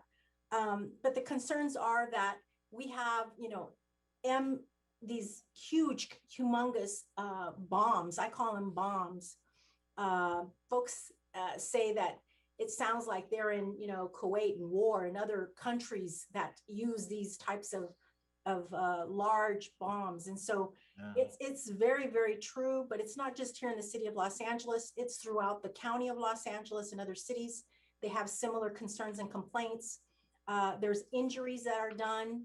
I had a family member have one of those small red firecrackers thrown after it was lit, and it ended in her face, and she had an eye blown out. So these things are real. They're real, they're dangerous. I appreciate the fact that we're doing the safe and sane, but often folks say that there's nothing safe nor sane, even with the types of fireworks that we have through fireworks stands. So I just have to address that because, again, these are the concerns from the constituents. These are concerns from ongoing folks that have PSD, our veterans, our pets suffer. I could go on and on and on. And I know during the pandemic in the last year, we were just, having PSD just from having to stay home for a year, let alone fireworks in our ear while we stayed home and jumping every 2 minutes as they go off. I hope that at some point the city of Hawthorne will look to do a show like we used to do at Lusinger High School at the stadium there. We'll look to maybe do a more family driven event around fireworks, possibly at the Memorial Center where the city could ultimately take lead in that. But I just wanted to address that because I was asked to address that. And so I know we'll probably talk more about this, but these are some of the concerns. Congratulations to all of those that got that received a booth tonight through the lottery system. And also, I don't know if I should say my condolences or I'm sorry for those that did not. I understand that the process is that you have to be a nonprofit for more than 5 years here in the city, and that there needs to be, a set amount of percentage of profits that is going back to the community. So it's my hope that obviously these things will be addressed at a later time, but I share the same sentiments that you do, Mayor, with regards to illegal fireworks. And, I hear through the grapevines that folks go to over the border, Tijuana in Mexico, and bring back huge quantity amounts of this stuff. And these are other things that I would like to see code enforcement keep their eyes on while doing, their enforcement around the city, especially during this time before the 4th of July. Thank you, Yeah. Councilmember. I just want to respectfully request council members to keep it within the topic, which is here drawing for the safe and sane fireworks. We could always put an item on the next agenda. So, wow, thank you. Mr. Interim City Attorney, wow, look at you. Yeah, slapping us down already. Yeah. Okay. Juan has that. Thank you. No, but all right. Yeah, they cross over into Arizona and get this stuff. Yeah, and Vegas and Nevada. Yeah. And Nevada. Okay, so let's move on to the Mr. Clerk, your consent calendar, please. Yes, Mr. Mayor, I have 5 items on my consent calendar for your approval. Item 9, approval of waiver of full readings for resolution and ordinances on tonight's agenda. Item 10, City Treasurer requests approval of the warrants. Item 13, resolution number 8273, a resolution of the City Council of the City of Hawthorne, California, ordering the Director of Public Works, City Engineer to prepare a report for the Street Lighting Maintenance District of the City of Hawthorne for fiscal year 2020-2021 through 2020-2022 as required by the Streets and Highways Code Section 22622. Item 14, resolution number 8274, a resolution of the City Council of the City of Hawthorne, California, declaring its intention to levy weed abatement assessments and setting a hearing date on June 8th, 2021 at 6 p.m. for such proposed assessments. Item 15, resolution number 8275, a resolution of the City Council of the City of Hawthorne, California in support of equal pay for adoption. Move to approve. Second. Second. Vote, roll call, please. Okay. Councilmember Montero? Yes. Councilmember Patterson? Yes. Councilmember Reyes English? Yes. Mayor Pro Tem Valentine? Yes. Mayor Vargas? Yes. The vote reflects Mayor and City Council voting yes. Um, That concludes my consent calendar, Mr. Mayor. General Matters, item number 19. Am I on the right one? Yes. So I'll go ahead and read it. Appoint interim city manager Vaughn Norris as the city's labor negotiator with respect to the Hawthorne Executive Group, HEG, Hawthorne Municipal Employees Association, HMEA, Hawthorne Police Management and Supervisory Group, HPMSG, and Hawthorne Police Officers Association, HPOA. I make a motion. Second. Okay, I moved, seconded by Montero. Roll call vote. Councilmember Montero, Yes. Councilmember Patterson, Yes. Councilmember Reyes English, Yes. Mayor Pro Tem Valentine, Yes. and Mayor Vargas. Yes. The vote reflects mayor and city council voting yes. Mr. City Manager. Mr. Mayor, I have 7 items for your approval. And before we get to item number 21, I'm going to recuse myself due to conflict of interest because it involves interim city attorney's employment contract, which would affect my financial interest, and therefore Ms. Crossway will stand in for me. You can stay in place because I'm gonna make a motion for all other items, item 22 till the end. To the chair. Okay, do you have a comment on one of those? Yes, I'd like to pull item 24 and 27 for discussion. Okay, let me circle them right here. I make a motion on all the other items. I make a motion on 20, 22, 23, 25, 26. Second. Roll call vote, please. Councilmember Montero, Yes. Councilmember Patterson, Yes. Councilmember Reyes English, Yes. Mayor Pro Tem Valentine, Yes. and Mayor Vargas. Yes. The vote reflects mayor and city council voting yes. Discussion 24, Reyes English. Yes, Go ahead, Councilwoman. Thank you. Thank you, Mayor. I'd like to ultimately understand how we continue to have a vendor with regards to manufacturing parts and services that our fleet need is the same vendor continuously. I'd like to understand where are we in the RFP process to inquire a different vendor. For the years that I've been here, it's continuously the same vendor. I want us to be competitive, and so I'm questioning again, how is it that we continue to have the same vendor? And then previously, back in February, I believe, January, I had requested for these types of RFPs to go out, and they have not. Can anybody respond to that? Yes, I'm going to ask assistance from our Public Works Director, Alan Lang, if he can chime in. Yes, good evening, Mayor, Mayor Pro Tem, and City Council. Can you adjust your camera? We can Oh. only see your Right there. vacation. You There can you only go. see your vacation spot in the back. Yes, for this item tonight, for South Bay Ford, we have approached 3 different dealerships in the neighborhood, and we did get prices from them. And the lowest responsible bidder as a result of this is South Bay Ford. And tonight we are bringing this item to award the contract to South Bay Ford. So we did a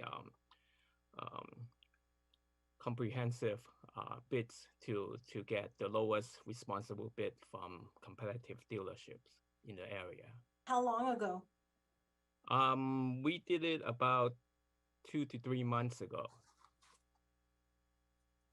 Okay, but okay. Well, there's just a history of it, and I've seen it. I just like Yeah, for your you're department and for you to do better with regards to competitive bidders. I'm not talking about locally in the region. There's other areas that we could broaden our search and look for in hopes of getting a better deal. That's it. That's my whole spill. Thank you. Thank you. Thank you. I move. Second. Roll call vote on 24. Councilmember Montero, Yes. Councilmember Patterson, Yes. Councilmember Reyes English, Yes. Mayor Pro Tem Valentine, Yes. Mayor Vargas. Yes. The vote reflects mayor and city council voting yes. Okay. Discussion item 27. Yes, thank you, Mayor. Again, the approval of a change purchase order to J. Lee Engineering, Inc. I read the agenda bill. I'd like to understand why we're having to contract to engineers. I want to understand, I know everybody wants to say COVID, COVID, COVID, and I get that, but if the engineers are working through COVID, why aren't we working through COVID? And do we have any additional staffers that have the skill set or the know-how to get some of the work done? Again, 150,000 to not exceed 200,000. I want to know why. Okay, I can chime in. If I need help, I'll ask for Mr. Wang to chime in. To my knowledge, obviously you mentioned COVID, Councilwoman Reyes English, but that is a true item. So we have had staff out during COVID because of the virus.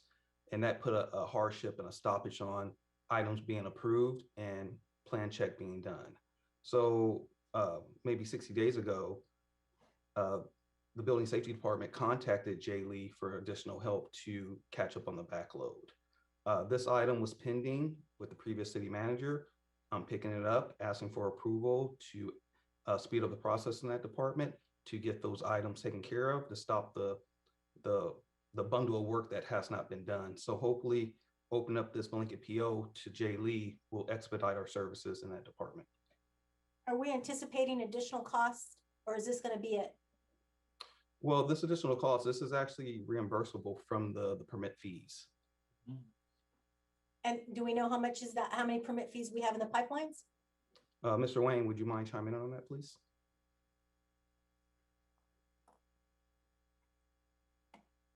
Peter?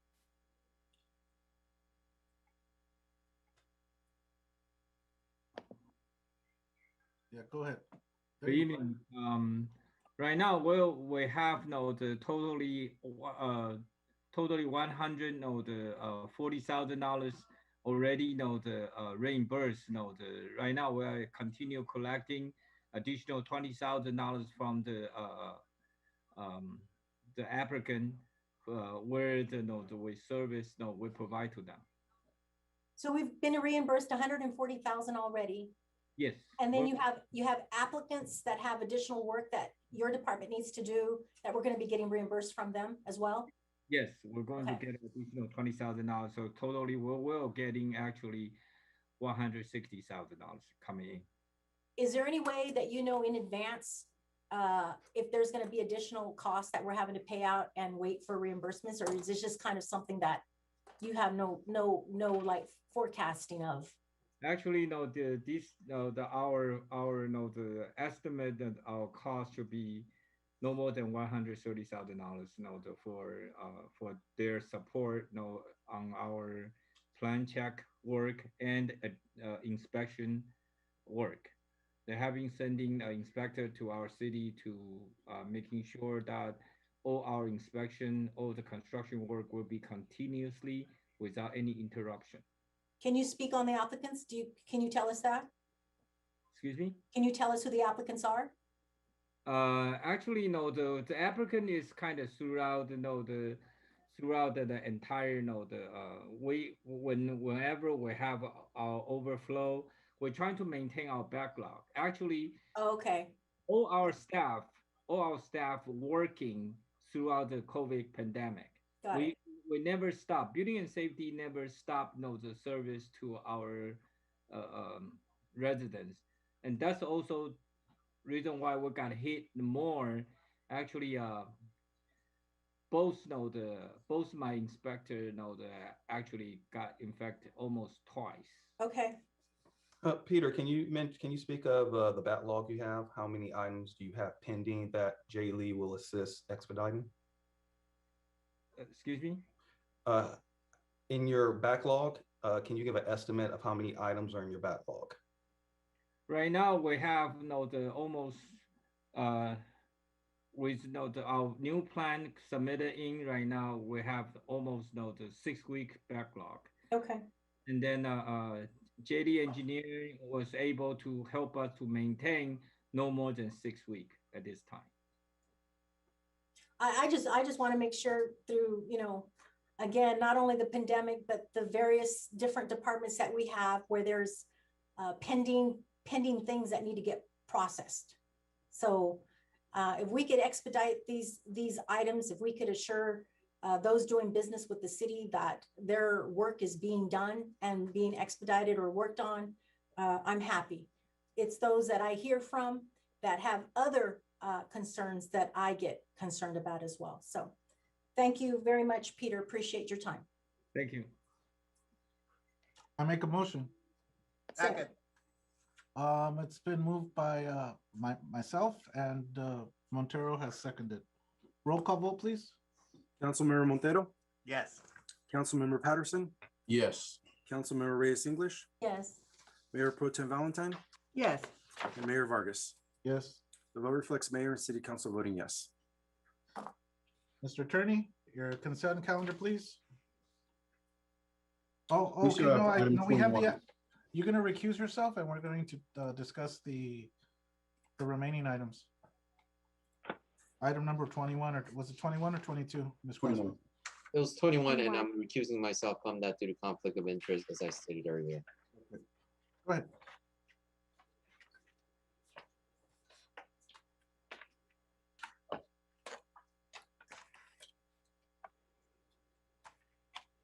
So Through the chair, I don't know if it needs to be read or not, but I have some discussion.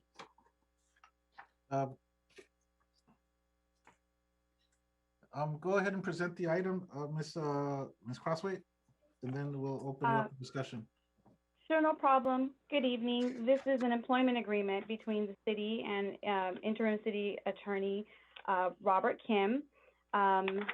It has been provided to the council for their review, and I'm happy to answer any questions. I have also reviewed it. Go ahead. And discussion? Through the chair, yes. Go ahead.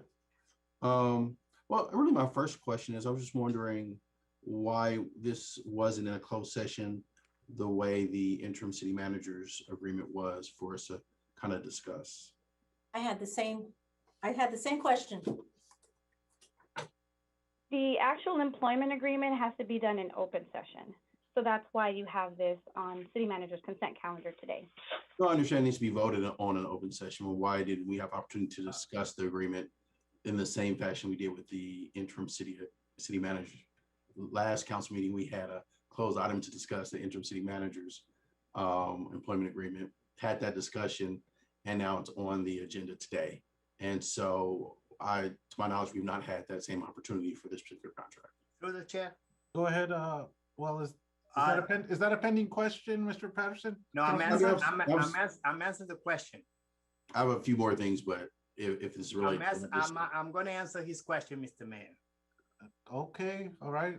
Because Mr. Robert Kim request that this would be discussion would be wanted to be on an open session. He didn't want the discussion to be on a closed session.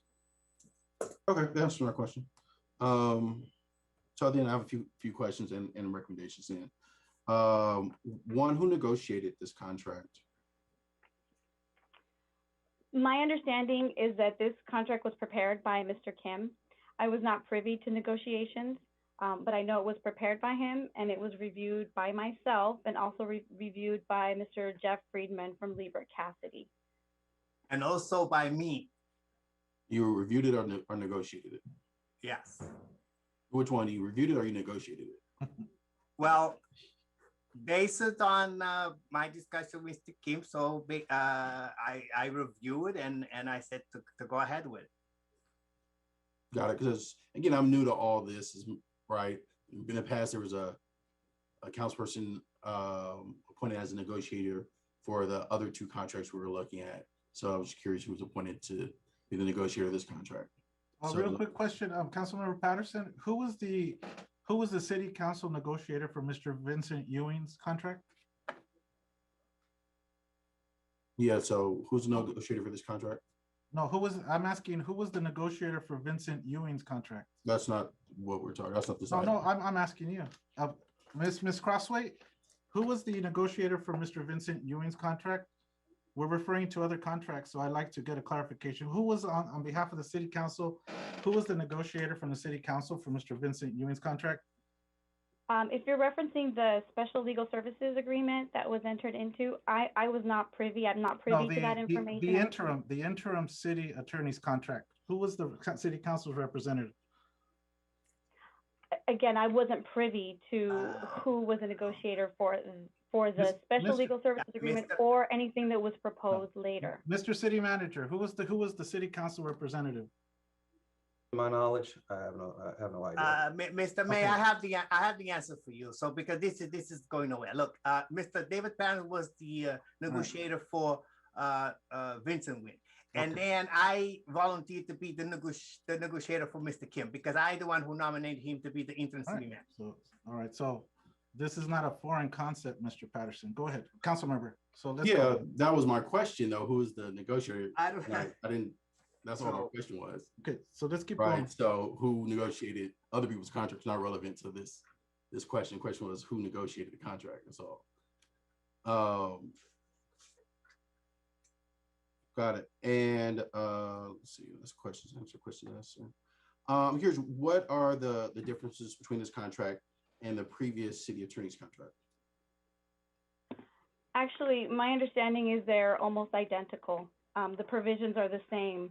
I believe Mr. Kim modeled this contract on Mr. Miyahira's contract. And so what are the differences? They, to my knowledge, there are not, except for possibly the compensation. I believe that the base salary is different for Mr. Kim than for Mr. Miyahira. Got it. And so I know number 13 on this contract is not identical to Mr. Miyahira's contract. So what else is different? This is correct, because there is a provision in the municipal code, and that wasn't included in Mr. Miyahira's contract. It's reiterating what's in the code. It's referencing that there's a 30-day written notice requirement for termination of for interim city attorney, for a city attorney position. Yeah, so what else is different? I apologize, but I was asked to review Mr. Kim's agreement, and my understanding is that it's identical. You are correct. Number 13 was added just to be consistent with the municipal code requirements. And like I said, I think the base salary was different. So it seems like we're not clear about what's the same, what's different. I would like a little more time. I would like somebody who has an understanding of both contracts to be able to identify what all the similarities and differences are. Actually, what you can do, council member, is again, Mr. Kim cannot advise you on this, but if you have questions, since he prepared the agreement, and if you want to change anything, you can certainly ask him, and he can speak in his individual capacity about that. That might be the best way to do it. Yeah, I mean, I wouldn't mind having a conversation with him about the contract as well. I'm just curious. It seems like and that's just me taking a cursory look over it. I saw one thing that was different, and there might be other things that are different and that I haven't had opportunity to catch. And I would like somebody who's familiar with both contracts to educate me as to all the changes. Well, again, this is a contract that was proposed by Mr. Kim, and as you already learned, it was looked at by a council member, and this is your opportunity to ask questions, and this is your opportunity to change provisions. If you want to change them, you can do that here too. So, Montero, what other things? This is an entirely different agreement. I'm sorry, I didn't mean to interrupt you. Go ahead. No, I was asking Mr. Montero, since you want to negotiate the contract, what other things were changed? Well, basically, Mr. David Patterson, basically the contract, like we said, we look at the previous contracts, like we did with the inter-city manager. So we look at the past contract that was done with interim city managers, with interim city attorneys, and we just came up with this like identically almost to the Miyahira's contract, but basically with the caveat there is the salary. And basically, all the contracts you have to give 30 days notice if you're going to terminate the contract. Let's say 90 days if we hire a city attorney. So we will give planning notice to Mr. Kim that his service is no longer available. And the salary difference basically from his current salary is only $3,361. That's it. Annually or monthly? Like his current salary monthly, right, is $12,639, and right now the agreements it goes to for $16,000 monthly. So that's a difference of $3,361. About $40,000 a year. Okay. And I don't have a problem with the amount. And remember that we all agree that we're going to hire a new city attorney ASAP, maybe 90 days. So, so this is just a temporary contract. So and also this contract was reviewed by Christine from the HR, because I talked to her also. Gotcha. Yeah, I know it was reviewed by Jeff with the outside counsel. I spoke with him earlier today. So if you have any amendment, you can propose any amendment. Okay, I need to be able to talk to do so. So again, well, the thing is, you see, you're not the negotiator, so you cannot talk to Mr. Kim. No, I need to be able to speak in this meeting in order to propose. Okay, go ahead. Is that The floor is okay? yours. To the Okay. chair? No, let me finish. Councilmember Patterson has the floor. Okay, go ahead. So I don't have any problem with his salary. I think that we should pay our employees the going rate for the job that they're employed at. And we should definitely be known for paying well for people who are doing a good job. If they're qualified for position, it should be compensated appropriately. But I would like to have more time to compare the contracts. So obviously, there's been some changes that maybe everybody's not aware of, or at least I'm not aware of. I asked what was different, and first was saying nothing was different. Then I pointed out a difference, and they was like, "Oh yeah, but that's different." And so I would just like a little more time to review the contract and even speak with the person who drafted the contract so we can discuss it. So that's my, I don't know, this motion was asked, but But let me respond to that quickly, and then I'll go to Miss English. The only reason that we have the book since Friday, Mr. Patterson. So if there was question about the contract, why you didn't contact me since Friday? I didn't know that you negotiated the contract. That's why I asked this question today. I Okay, called and all spoke right. with the outside counsel who approved it. I spoke with him today in great length. He wasn't involved in drafting the contract. So I had no ability to speak with anybody who drafted the contract. All right. Okay, that's fair.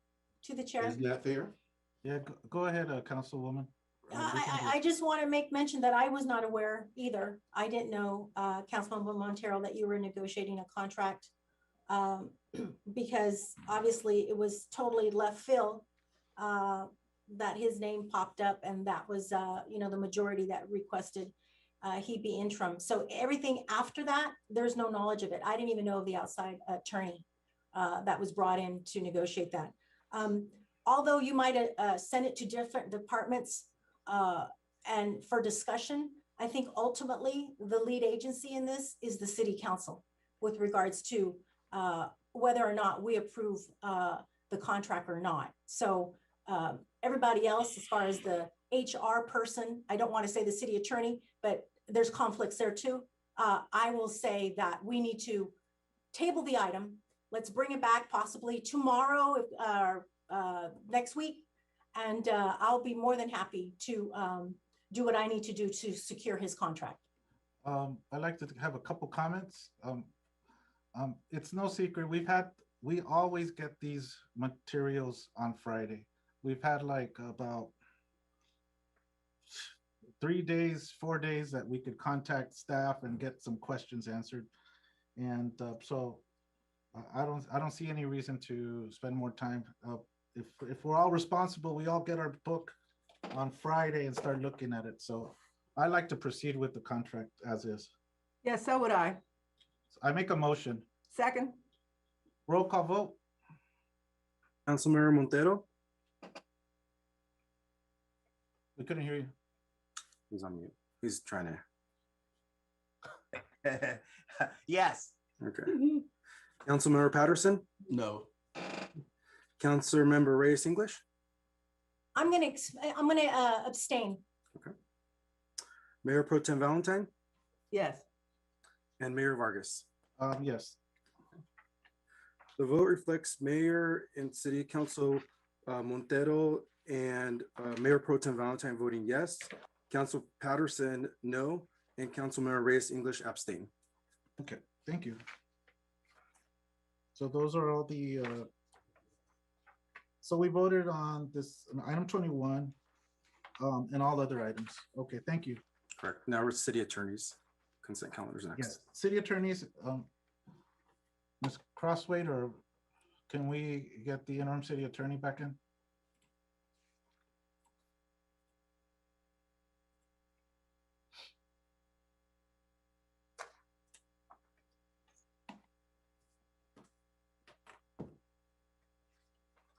Mayor, while we're waiting, can I just mention something real quickly? Go ahead, Ms. Councilmember Reyes English. Go ahead. Thank you, Mayor.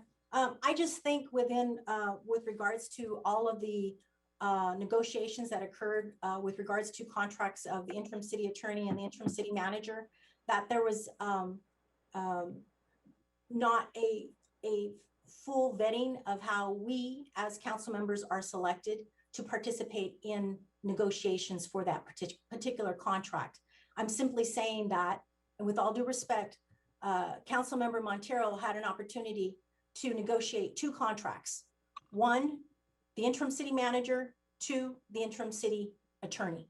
So having said that, I believe, and the reason there should have been a tabling of this particular contract is that there was an ample opportunity for either myself, the mayor, or Councilmember Valentine, or possibly Patterson, but to have one council member negotiating 2 contracts, that was another reason I was not necessarily clear. Moreover, I would have had an opportunity to read it thoroughly so that I could understand exactly what changes were made and what was different from previous attorneys. That's it. Councilmember Reyes English, and you're right. At some point I would like to be a negotiator on behalf of the city council, but for this specific item, the city council approved Councilmember Montero being the negotiator on April 13th. So we voted on it on April 13th. That never came up who was going to be the negotiator. April 13th, we could have had a chance to, all things happen so quick. That's why we got to stop and read the stuff. It did, and I'm not saying all I'm saying. No, and let's be fair, because I mean, I know somebody's saying that they didn't know, and then other people. So I just want to leave it like that. No, but truthfully, I did not know. I just wanted the seat of business to move forward, so I don't want us to be stuck on this, So yeah, but there would have been we also need to be. We also need to be fair of what we voted on. It's fine with me. I could have given it to anybody if they would ask me. Yeah, but there was no ask. It was just done. We voted on it, guys. Okay. It was an itemized agenda item, so. No, well, that's not true, but. Or we all agreed on it and nobody said anything. That's not true either. I mean. Okay, so. I believe Mr. Kim is going to be let back into the meeting. And you are on the next item, which is number 29, the city attorney's consent calendar. Correct. He's on his way back, but I'm happy to sit in. I am back now. There you go. Okay. Thank you. Thank you, Ms. Crossway. Mr. Mayor, we have 5 items on the city attorney consent calendar, but we request that you take item number 29 separately from item number 30 through 33. I move on item 30 through 33. Second. Okay, roll call vote, please. All right, Councilmember Montero, Yes. Councilmember Patterson, Yes. Councilmember Reyes English, Yes. Mayor Pro Tem Valentine, Yes. and Mayor Vargas. Yes. The vote reflects mayor and city council voting yes. Thank you. So, and with those votes, we won't need 2 of the closed session items. We will not. No, we will not. What can you point to? Oh, okay. We rather not say which ones. Okay. Since they're a closed session, we would reveal what the closed session was. So let's just keep it anonymous. Let's keep the discretion on those items. Item 29. I move. Second. Roll call vote, please. Councilmember, Second was by who? Mayor Pro Tem. Mayor Pro Tem Valentine. Go ahead. All right. Councilmember Montero, Yes. Councilmember Patterson, Yes. Councilmember Reyes English, Yes. Mayor Pro Tem Valentine, Yes. Mayor Vargas. Yes. The vote reflects mayor and city council voting yes. Thank you. We have city council discussion action items. Outdoor dining ordinance COVID-19 extended. Valentine. Yes. So we passed resolution 8216 on August 11th, 2020, in which we allowed restaurants with current outdoor dining permits and those that would like to accommodate outside dining to utilize required parking spaces for outdoor dining without being charged a permit fee. This was permitted on a case-by-case basis to be approved by the planning director under specified conditions. We did not have an expiration date, but it was understood that it was to be allowed during the emergency caused by the pandemic. I would like to extend the time frame for a year from the date it was passed to make it effective through August 11th, 2022. This would allow restaurants that were hit hard by the pandemic and the lockdowns over and over to recover somewhat. In addition, eating outdoors has been well received by the public, and I would like to encourage this on a permanent basis to the extent that it is feasible. So we all like outdoor dining, and I think a lot of our areas have been transformed by the appearance of the community out and about, having lunch or breakfast outside, and I think everyone liked it. So I'm asking that this permit be the extension of the permit without charge be extended to August through August 11th, 2022. I would like to support that. Councilmember President, I'll give you the floor right after. But I like to support that, but maybe can we even make this permanent? Because it seems to be very popular. Well, the only thing, okay, I just would like to know if we make it permanent, how much of a hit will that give will it make our budget? Because that's the issue. We had in the past charged permit fees for outdoor, for utilizing the outdoor city outdoor spaces. Well, let's I think that maybe we could get some sort of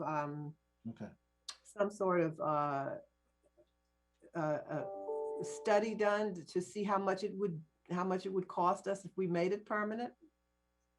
I'm just thinking multiple, if it's a minimal cost and you think about all the potential restaurants, and might not be that many, and it might be a minimal permit fee, and it's not like it's negligible. It's just more of a hassle maybe for people to apply when they can just do it because we allow it. I don't know. I'm just thinking out loud. Councilmember Patterson? Well, I still would, I think it's a good idea that there's some kind of approval process of outdoor dining just to make sure it makes sense, there's enough space, that it's safe. And so as long as that process isn't too burdensome on staff, I have no problem with supporting getting rid of a fee to allow outdoor dining. I think that's interesting that we had that in the first place. I think it's a great idea. I would love to support what both of you guys have said as far as encouraging our businesses to be able to make money and do their thing. But just a caveat is, as long as that cost of making sure that they can operate safely isn't too much of a cost. As long as it's too much of a cost, no problem, having that fee waived permanently. Well, I can go ahead and amend my motion to the extent to say make it effective through August 11th, 2022, and ask staff to make a study to see how feasible it would be to make it permanent. I like that. Okay. Do we have some? Through the chair. No, hold on, because that motion might be amended. Okay. Mayor Pro Tem. Hold on, I'm not finished. I didn't start yet. No, wait a minute. Mayor My hand is up. Hold on. Mayor Pro Tem. So we have a possible amendment. Go ahead, Councilmember. Well, I agree that we can extend, but there is two things we need to take in consideration. Since the pandemic it's starting to ease, starting to go away, so we need to figure it out, because I would love to see more sidewalk, dining, cafes, and everything, especially on Hawthorne Boulevard. But the parking is something that we need to consider, to give them a whole year until August 22nd, after the governor is going to declare that California is open on June 15. That could create parking problem in our neighborhoods. Because, I can give you an example on 132nd, when you have the Wendy's, you got the whole parking lot right now is outdoor dining, right? So that outdoor dining, so people are parking on the street. So I would say for the outdoor dining without the parking, maybe we can give them an extension for 6 months to continue to do that. But after that, the parking should be allowed because where people is going to park, because sooner or later, people are going to start dining inside, right? Because 100% indoors, and people have to park. So parking is an issue. So, but I would love to see is the Public Works and the Planning Department to work on a plan how we could facilitate outdoor dining on our sidewalks, that they can the business can apply and maybe give them a break on the fees, so we can have sidewalk cafes and dining, like 3rd Street Promenade in Colorado, in Pasadena. So that's the kind of thing that I want to see for us to help them set up sidewalk cafes and dining like those other cities. But the parking to give them until August 22 is, to me, is an issue, because we have parking problem. So if people start coming to indoor dining, they have to park somewhere, and then that's a problem. That's okay? a very so good that's what I said. We might be thinking about amend Ms. Valentine's motion. You make a really good point, because where are they going to park? Just what you said. So what do you suggest? How do you suggest we address that with the existing? I'm suggesting maybe to give them more sidewalk facility, right? Give them more sidewalk access, to put more tables out, and to create an environment of outdoor. Because even, believe it or not, when you go to some cities, the Public Works have put some barriers in one of the lanes, make a streets, 2 lane instead of 3 lane. So to make sure to protect the dining people, so they have put some barriers. So that's the kind of things that I want our city to come up and do some beautiful landscaping and create access to sidewalk dining with safety and protection. That is what I want the Planning Department and the Public Works to work together to come up with a plan, because I want to see more sidewalk. Okay, but dining. How do you suggest the amendment, the wording on Mayor Pro Tem's? I mean, she's giving a directive. We're gonna. What I'm saying is, still allowing the outdoor dining on the parking lot for another 6 months. But I'm telling you, it's going to be a problem, because the California is going to reopen on June 15th, so you're going to have really a problem. Yeah. So I'm thinking about rethink about the parking, because I don't think they should do no more parking outdoor dining in parking lots. But what we can do is tell them to put more in the front on the sidewalk. Okay. Yeah. Or maybe only tell them 50% of the parking lot you can use it, but another 50 had to be parking. So you can come up with different solutions, right? So we can say, okay, you can use the parking lot, maybe 50% of that, but the other 50% have to be parking. And for us to come up with a plan to help them up with more sidewalks, cafe and dining.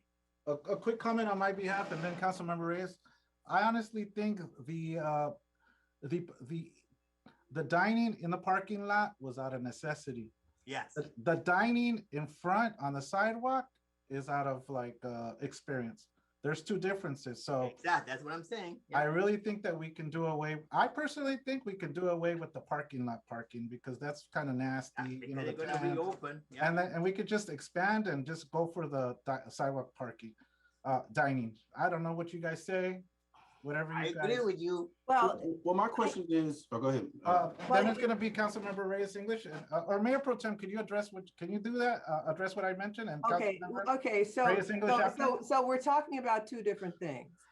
Right now, if you want to have outdoor dining on your sidewalk adjacent to your place of business, you can do so, and we waived the fees on that as well. Yes. For the purpose of the pandemic. Yes. But now what you're saying, I think, is that we waive the fees permanently for outdoor dining on the sidewalk. Yes. And not have reinstate and just have no parking in the parking lot, no outdoor dining in the parking lot after 6 months. I don't have a problem with that.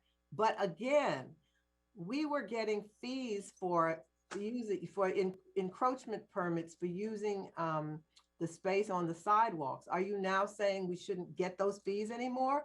I don't know whether that's a good idea. I don't know how much the city would be losing. So my thought would be to have a study done so that we could see if this is a significant loss, because I think it's a good idea to have. I love the idea of having outdoor dining. That's what they do in Europe, and it creates such a sense of community on the sidewalk. But we have always charged a fee, and in the past, our businesses didn't take advantage of that. So if we want to do that, I would have no problem, but I think we should do a study to see if we're going to be losing money and how much we would be losing. Do you agree, Councilmember Reyes English? I see you nodding your head. But remember, the other thing we need to Hold think on, hold about. on. It's Councilmember Reyes. Hold on, because let me respond to Ms. Valentine, because you was. How do I change the color of my little hand? Because I agree with Ms. Valentine in a sense, but remember, I don't think it's a lot of money that we're going to lose, but we can generate sales tax. More people coming to eat, sit down and eat, generate sales tax. So we can get the money on the other in different way. Councilmember Reyes English, go ahead. Thank you. There's a couple of things that I would like to add. During the pandemic, I wish there was no encroachment fees that were being charged for businesses. That should have been a sensitive issue, and there should have been a consensus, let alone discretion on waiving those fees during the pandemic. We did waive the fees. We waived the fees. We waived the fees. Let her speak, and you guys can correct her after. Hold on. Thank you.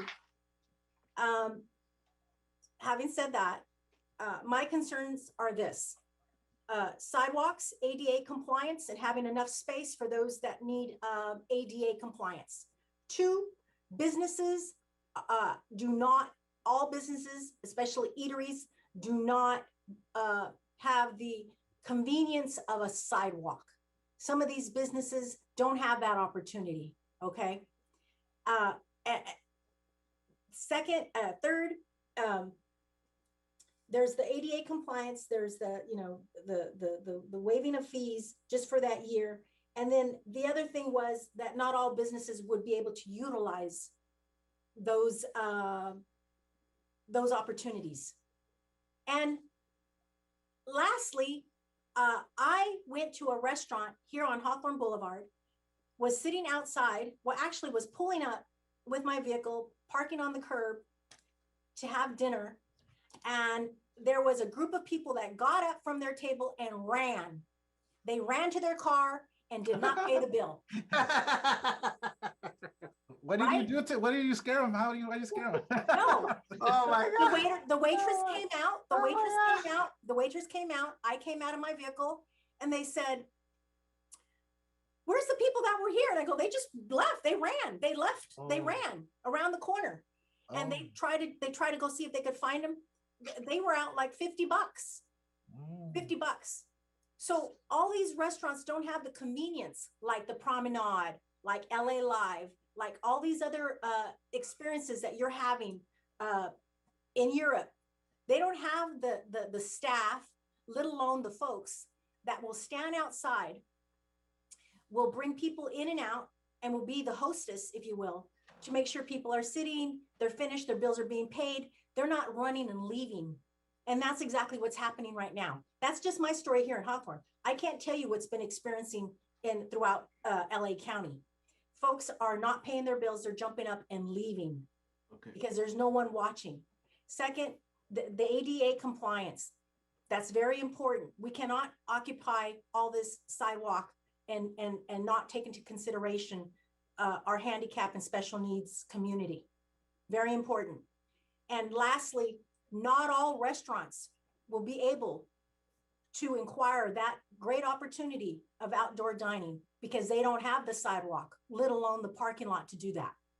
Okay. So I just want to make sure, I appreciate Councilmember Valentine's efforts to address the eateries and our restaurants to assure that they're getting business, but we need to look at the bigger picture and we need to assure that there's fairness among all restaurants here in our city. Okay, Councilmember Montero, and anybody else who wishes to say something, make sure you guys raise your hand and I'll call on you guys when I see your hands popped up, okay? Thank you, Mr. Mayor. Go ahead. So that is why I said that we need the planning department and the public works, because there is a lot of ADA sidewalk that is being redone, right? We have all these subcontractors doing a lot of these sidewalks with ADA compliance, so they, because they're so handicaps with the wheelchair can go up. So that is what I'm saying, that we need the planning department and the public works to come together to go look on Hawthorne Boulevard or maybe on some other street, the possibility that we would create a bumper zone that could protect people from cars or even park close by, right? So then these people even cannot be running to their cars because there will be no cars, close by. So that's what I'm saying. You just have to think about it, because I said this pandemic is ending and California is going to reopen. So we're going to need those parking space on the parking lots. So we need to give the owners and the business and the restaurant who wants to continue to do sidewalk, cafe or dining, we need to facilitate that access. So we need to create a good plan. And I agree with Mrs. Valentine. Maybe we should study to find out if we're going to lose money. But I don't think that is an issue, because we need to help these business owners drive. We need to give them something that they'll be proud of Hawthorne. And we need to change the culture, because we need to do things differently. So that's what I'm saying. We need to come up with a study from the planning and public works, and then from the business license to see how can we do this thing to benefit the business and also to benefit the city. Because like I said, if we attract more people that coming to dine every night or have lunch, during the lunchtime, we can generate sales tax. Okay, council member colleagues, can we go ahead and support Mayor Pro Tem Valentine's item? Ask for the study she's asking for, and ask for a city attorney, staff opinion on this other stuff too. Considering public works and all those other planning, and planning? But not August 22, because we will need those parking lots. Well, then let's modify. Let's change the extension. Let's just. So let Ms. Valentine see that if she have a different date reading on it. Yeah, I'm in agreement that we can extend the exemption of fees of waiving the fees for parking lot dining for 6 months. I'm in agreement with that. And then in the interim, also do a study to determine if we can waive fees for sidewalk dining on a permanent basis, taking into account the looking at planning, looking at public works, seeing how that would, looking at all sides of the aspect of sidewalk dining. So, and considering making considerations for being ADA compliant and all the other things that we'd have to look into in order to have permanent sidewalk dining. So yeah, I'm in favor of that. Mr. City Manager. I second. And Mr. City Manager, yes. Do you have that? Do you have that complete? You can always refer back to the video. Absolutely. We'll have something put together by the 25th meeting regarding all concerns and questions. Okay, I concur. So I vote yes, if that's what, it's not an official vote here, I guess. Does everybody else concur? Yeah. I addressed my concerns. I'm not trying to say I don't want sidewalk dining, but I'm also not saying let's take away parking for dining. Let's take a real hard look, because on Hawthorne Boulevard, for instance, there's a bike lane, and then that was already installed and taken away lanes, let alone putting vendors or eateries to sit on the curb. That's a concern, let alone sidewalks. So. And to be honest, I do know restaurants that prefer them dining inside, since the pandemic is now over and they're opening up. They are excited that there are patrons that are inside their restaurants, not outside. For some, not all. All right, so let's move on to the next item. Sounds good. Thank you, guys. Mr. Mayor, Frank Fang is ready to announce the drawing from Frank Fang. Okay, thank you, Frank. can you approach the camera? Thank you, Mayor, Mayor Pro Tem, and Council Member. So here's the result for the drawing. So veterans of the Foreign War Post 2075, they select a position of 11873 Hawthorne Boulevard at Rolfs. Wounded Hero of America, they select position of 5050 Rosecrans, Ocean Gate Plaza. Hawthorne American Legion Post 314, choose the 3930 Rosecrans Avenue, Northgate. Their area Baptist Church, select 2750 120th Street, Rolfs. Hawthorne LAX Lennox Rotary Club, select 14441 Inglewood, Walmart. Covina's Club of Hawthorne Foundation, select 4775 Rosecrans, CVS. And here's the result. If you can So see it sounds like you're gonna have two vendors at the Ocean Gate location. No. Yes. There's two sides. There's one side. There's a south side and a north side. It's only the Wounded Warriors going to be on Ocean Gate. Oh, I thought I heard Ocean Gate twice. No. Corey, can you repeat the locations one more time, please? Yeah, that'd be good. Thank you. Veterans of Foreign War Post 2075, select Rolfs. It's Ralphs. 11873 Hawthorne Boulevard. Wounded Hero of America, select 5050 Rosecrans at Ocean Gate Plaza. Hawthorne American Legion, Post 314, select 3930 Rosecrans Avenue at Northgate. Del Air Baptist Church, select 2750 120th Street, Rolfs. Hawthorne LAX Lennox Rotary Club, select 14441 Inglewood, Walmart. Covina's Club of Hawthorne Foundation, select 4775 Rosecrans, CVS. Okay, thank you very much, Frank. Thank you. Thank you. All right, guys. So Thank that's the layout. Those are the distributions. Required, okay, item number 36, require that city budget accurately reflect the city's legal expense. Patterson? Yeah, it's just real simple though. It just seems that trying to understand how much our city attorney's office and outside legal services cost the city. There needs to be a number of investigations that needs to be done, and it shouldn't happen that way. We should be able to easily pull up the budget, and that stuff should be kind of organized together. So just want to suggest we can have staff kind of update how we present the budget in a way where our outside legal expense is included in the same section as our city attorney's expense. As of now, most of those expenses are under insurance reserve. And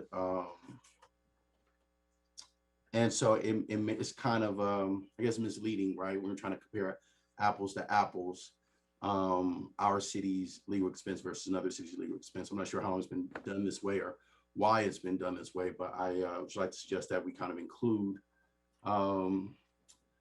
make it easier to kind of ascertain that overall expense. So, I know myself, I had to make some requests and have some meetings with staff and ask for different reports and all that stuff because, it's just not all reported, I think, in the most clear way or the most transparent way. So that's it. Okay, you have another item? Go ahead. Yeah, I know we have some outside counsel. I'd like one of our outside counsel just to comment on being able, I guess, potential conflict of interest of a council member being able to, appoint or give contracts to individuals that donated to their campaign. Again, I'm kind of new to this, but I'm pretty sure if somebody gave some money to my campaign and I appointed them to a high position into the city, there'd be a scandal of some sort. So, I mean, it may or may not be illegal. I don't know, but I'd love to have a communication from, I guess, an outside counsel to kind of discuss, the legalities of it, if it's a conflict of interest, and just so I know moving forward, what I'm allowed to do or not able to do, taking, the lead of what other people in council are doing here. I would like to address that. I know that I'm not outside counsel, but I have some experience with this. So your question is, do campaign contributions create a conflict of interest? And from all the training I've had and the information I have, I have come to the conclusion that it does not. I have taken training provided by the city and the League of California Cities for years. And my understanding is that the law is clear, that the answer is no. Campaign contributions do not create a conflict of interest. Conflicts of interest arise when there is a financial interest defined as property interests, sources of income like salary, interests in business entities, such as a management position in a business entity or position as a director, and gifts. Gifts are not treated like campaign contributions. They are different. The law lists those financial interests, and it does not include campaign contributions. Government Code Section 84308, the Levine Act, which does discuss campaign contributions over $250, does not apply to council members. It only applies to planning commissioners. So I don't understand what the confusion is. Campaign contributions do not and have not created a conflict of interest in my experience. Gotcha. Just want to be clear though, right? If I give your campaign $1,000, you can now hire me as the city manager. Absolutely no conflict at all, because it's I gave money to your campaign and not a gift to you personally. I understand that's what you're saying. I just want somebody an outside one of our many outside counsel to kind of give that recommendation. Councilmember Reyes English. Thank you. Yes. Let me first of all say that I believe Councilmember Mayor Pro Tem Valentine is in conflict by providing an opinion, because ultimately this is an action discussion item that's requesting for outside counsel to provide that opinion, not a sitting council member. So I would like to see an outside counsel, outside attorney provide an opinion on whether or not there's a conflict of interest when elected officials are receiving contributions from staff ultimately being appointed to positions. So I will ask interim city attorney to find an outside counsel to give us their opinion, and or have them come and provide us their opinion. I don't know if we need a special or what, but I would like to hear, not by writing, I would like to hear from an outside council member this question posed. Because it's very important. Just to be clear, I mean, I bring this up because former city attorneys donated a number of times to the mayor's campaign. Current interim city attorneys donated to the mayor's campaign, and the mayor voted to, obviously made some votes that influence their compensation. So just curious about that. Okay, so Mr. Mayor, go ahead. Eric Chavez. I don't know, my screen doesn't allow me to go to the video. It said you cannot start your video because the host has stopped it. Are you talking about you want to share something? No, I'm not sharing nothing, but I'm not. His video is out. See how my video is out? Mm-hmm. I'm clicking on it, and it's giving me an error message. How about now? Nope, nothing. Okay, now there you go. Okay, so Mr. Mayor, let me comment quickly. Yeah, go ahead. So for us to be transparent and have no doubt about conflict of interest, so let's go ahead and get the outside counsel to give us a legal confidential on the issue. All right, so but presentation. But to the chair, I'm sorry. Go ahead. I want to speak to somebody. Okay, so from an outside counsel. I could get a paper tomorrow, a legal confidential tomorrow. Okay. I want to speak to someone because I have additional questions. Okay, so we'll have an agenda presentation, item presentation on this issue, Mr. Mayor, for next meeting. Yeah, absolutely. Thank you. And since I guess since my name was thrown in the mix, I'm going to. Nope. We have the right to discuss anybody's action discussion items. If not, speak during your oral reports. So this discussion action item is it's voted on already and it's approved. I didn't vote. Which discussion action item? It's a discussion item. To bring in outside counsel. You're being given direction. Okay, that's fine. It's not no vote. You're being given direction. So okay. No, absolutely. I support that as well. Okay. I'm gonna, Miss Melissa Crossway. Ms. Melissa Crossway. Yes, sir. Are all city council members and staff are required to attend AB 1234 training? Yes, that's every 2 years. In that training, aren't all elected officials told that there is no conflict of interest for these types of donations? Yes, the Political Reform Act is discussed in AB 1234. Okay, so if Councilmember Patterson has taken his AB 1234 training, I don't understand what his confusion is. Maybe you should pay more attention when you're taking that training, sir. You talking to me? Yeah, I'm talking to you. Again, I didn't say it was illegal, but well, yeah. Well, Well, maybe maybe it probably shouldn't be happening though. no, I know. Maybe you should examine your own moral compass. Okay. Okay. I do. That's why I don't take money from staff. Come on, Okay. to the chair. We're ready. So yeah, I support. Are we going to vote to support the? Yeah, I did not outside start council? hitting up staff for money in thank you. exchange for helping their career. To the chair. Go ahead, ma'am. Thank you, Mayor. I just think it's important, again, if there's an item that's an action discussion item, like you mentioned, from any given member of this body, that we have due process, just like anyone else, to inquire and to get correct, accurate information. Whether or not it was given to us 2 years ago has no relevance. It's today that we're asking for that information. And I'd like an outside counsel to tell me that, because there's too many conflicts within the city clerk's office as it is. Thank you. Okay. Go ahead. To the next item, clarification regarding the hiring of permanent city manager and city attorney, whether request for proposals from recruitment firm is needed. All right. So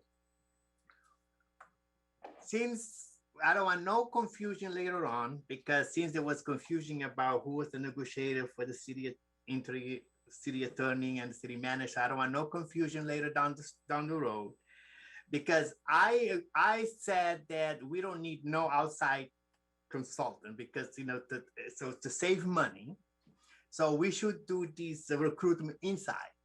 Had the HR and our city manager and our legal department to come up with the process of recruiting for the new city attorney. And what I wanted to do is, after we recruit, those applicants should be reviewed by the entire city council body. So then there will be no conflict. So we will do it like we did with the cannabis proposals. So we, the city council, will, after all the applicants submit their credentials and their resume, so then we will review that, and then we'll come up with the selection process, who we're going to interview. So it will be a transparent thing. So everything will be done transparent, and it's not the staff recommend this one, that one, that one. Everybody's follow me? To the chair. All right. Go ahead. Thank you, Mayor. This is what I understand occurred in the last 2 years. And you keep in mind, I wasn't here. So this is what I've been given information on. Although there was a recruitment firm that was hired by the city to do recruitment, no one followed the recruitment's recommendations. It was already hand selected from within as far as who those replacements would be, say, for instance, city manager. So having said that, and because it's only been, what, 8-9 months from start to finish of that position, there, from what I understand, are applicants. I don't know how many. I don't know if the recruitment, who was the recruitment, how many applicants, I don't know if you guys know that, how many applicants were received for the position. I don't know what that number is. But if those applicants are still in the pipelines for consideration, why can't we evaluate the recruitment firm, the firm's recruitment on those recommendations? And as far as whether or not the selection would be fair is questionable. Because again, it's my understanding that it was already made, the selection was already made in spite of the recruitment being put out there on internet and nationally known that the city of Hawthorne was looking for a city manager. So if those applicants 8 months later, 9 months later, still exist, is there a possibility, an opportunity to look at those applicants? And I'm glad you're there, Christine. How many applicants were received for that recruitment? Would you know, Christine? Through the mayor. Yes. So I'd have to go back and look to see how many. I believe that the council had, I think, 6 to 8 applications that they were able to review, and then narrowed down kind of from there who went on to kind of further discussions with the council members. So we can kind of look at those resumes, but again, I think recruitment was done. We started a recruitment in December of 2019, I believe. And because I think selection was made in May of 2020. So we would have to kind of go back to some of those applicants if we wanted to contact them to see if they might still be interested in the position. The other question I have is, how much did that recruitment firm cost the city? I think in the end, it cost us under, I think it's around $21,000 to $22,000 total for them to do that recruitment. And again, typically recruitment firms have a larger reach than what personally I would have a reach for. But we're open to kind of addressing recruitment in the manner that the council would like to see. Through the chair. Go ahead. Are you done, council member? I have some other questions, but thank you, Christine, because those were some of the things on the back of my mind that I wanted to know. You wanted to give your additional questions now or what? No, I'll wait to hear some more discussion. Right. Councilmember Montero. Okay, so let me give you just a quick background. So basis on my folder that I have from the last recruitment, we received, the consultant company received about close to 25 applicants. And then he recommended 8 for interview. The firm did? The firm did, okay? So that's what the process. And the reason that I'm saying, I don't believe that we should contact none of these people. Then we should reopen a new process. And because we already have the brochure, okay? So we already have one of the brochure for the city manager, right? And then we can do something for the city attorney. Because if we're going to hire consultants, so we know usually, I believe the contract was up to $25,000 the last time. And then if we're going to hire, so it's going to probably cost us $50,000 because they want to have to do one for city attorney, one for city manager. Okay, so that's what I'm saying, to avoid all these, consultant firms that just going to accept the applicants and then review who is qualified, who is not. So I think we all know what we need for a city manager or city attorney, right? So it's my job to know. So I know. So I don't know, but if we need some help, then I'll say maybe we should find a consultant out there that will help us out. But if we don't know what we're doing, then I'll say then we need to get some help. But I think we have some. I think we all competent. Like I said, I have hired two superintendents before. So we can figure it out. This thing without having a consultant. And I'll ask Christine how confident she feels that she'll be able to do the job with the help from from the city attorney's office. But to the chair. Oh, no, let Christine. There's the question to Christine and then you, council member. Go ahead, Christine. Go ahead. So I think that how do I phrase this? Advertising for a city attorney and a city manager position are very unique positions. Okay. Our reach, personally, I don't know many city attorneys or city managers who are maybe looking for jobs per se. And typically that's why you rely on a recruiting agency for this level of the position, because they know of people. And again, we can limit them to, like, say, only California people and not bringing out of state people into the mix. But a lot of times too, it really is connections that recruiters have with prior candidates in other recruitments. So that's why usually if you're using a recruiter that has done city manager or city attorney recruitments, they already know some people who might be willing to apply for the job. And again, they understand that ultimately it's fit with the city council.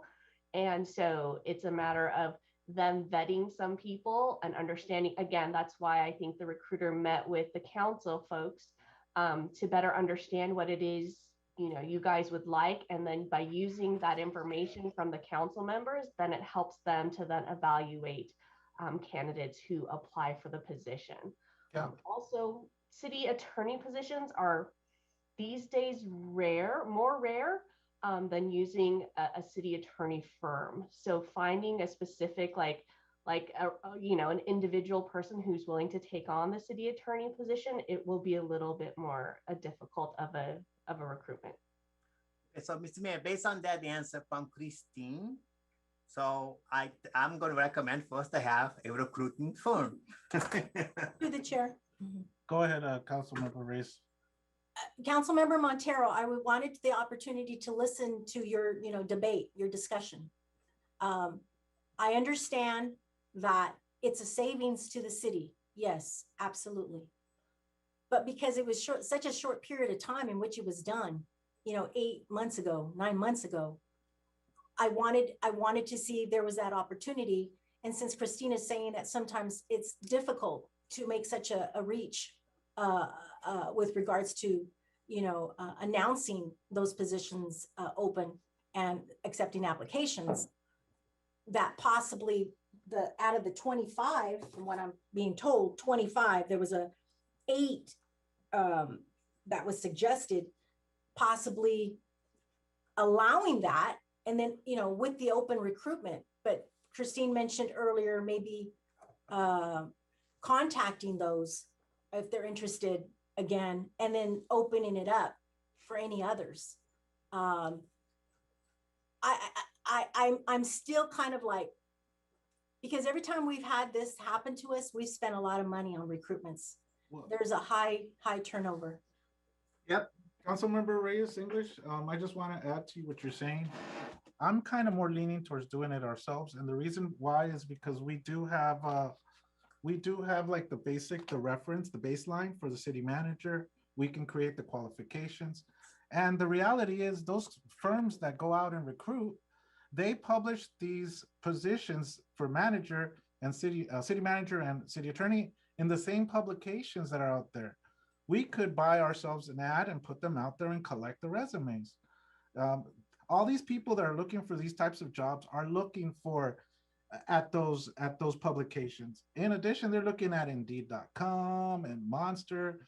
There's many ways that we could put this out there, but I think we have the professionalism in the city attorney's office. I mean, in the city HR department and amongst ourselves, that we could come up with at least the minimum qualifications for both those positions to be able to go out and obtain resumes. And in the process, we do save that money that we did for the recruitment firms. Sure. Yeah, to the chair. I'm sorry. I just want to make you want to respond to that, Councilmember Reyes? Yeah, no, I'll respond. To what I said. My fear by bringing it internally is, the transparency factor. The transparency factor, which, I'm not going to know, we're not going to know if there's potential relationships there of the sitting body. But then you still had questions with regards to the previous process, which was an outside firm. I mean, it's going to be the same thing, right? So how do we, there's a, the reason I say, you know what I'm saying, right? Yeah, no, I understand what you're saying. The reason I said, you know, I understand there's a savings to the city. Yes, I understand that. I get that. Yes, we have a high turnover from the years that I've had here. But if we open it up, it gives us, again, the opportunity as a council to vet out those applicants done internally with transparency versus in-house. Okay, Councilmember Patterson? So I'm not opposed with, you know, working, going along with the council, you know, and, you know, being flexible about this process. If I think our professional, Christine says that she thinks is out of really her area of mastery, you know, she's competent to give it a shot, but not out of her area of mastery to recruit for these positions. So I would, you know, take a recommendation to get some assistance in that respect. If for whatever reason the council chose not to get a recruitment firm or getting kind of assistance in that respect, and we just, you know, opened it up, did it ourselves, reached out to the 8 people that were in the last recruitment process and let new people apply and all that stuff.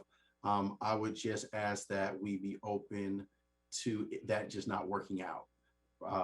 You know, if we did our own recruitment, not tied to having to choose anybody from that list, and then be open to falling back to getting a firm. I want to do it that way. But I think that, I mean, I want to go by, you know, our subject matter expert, that we probably should get, you know, get some assistance in this. Is that what you, is that the case, Christine?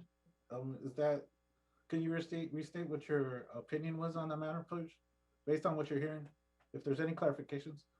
So I do believe that in order for us to find better suited candidates for what the council is looking for, having a recruiter would be the way to go. If you want kind of a hodgepodge of anybody applying, and then, you know, again, the council vetting the person yourselves, again, you have, as Councilmember Patterson has said, you have maybe a higher likelihood that the qualified candidates that we receive from an internal recruitment might not meet the expectations of council and in the first recruitment. So then we've gone, let's say, 2 months for this recruitment, and then we have to then open it up again for, if you want to fall back on a recruiting firm, then you have another 2 to 3 months. So then, but we just need to clarify. I'm clarifying because, I mean, correct me if I'm wrong.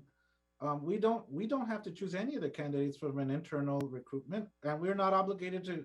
If we don't like any of the candidates from the recruitment firm's process, we don't have to choose, right?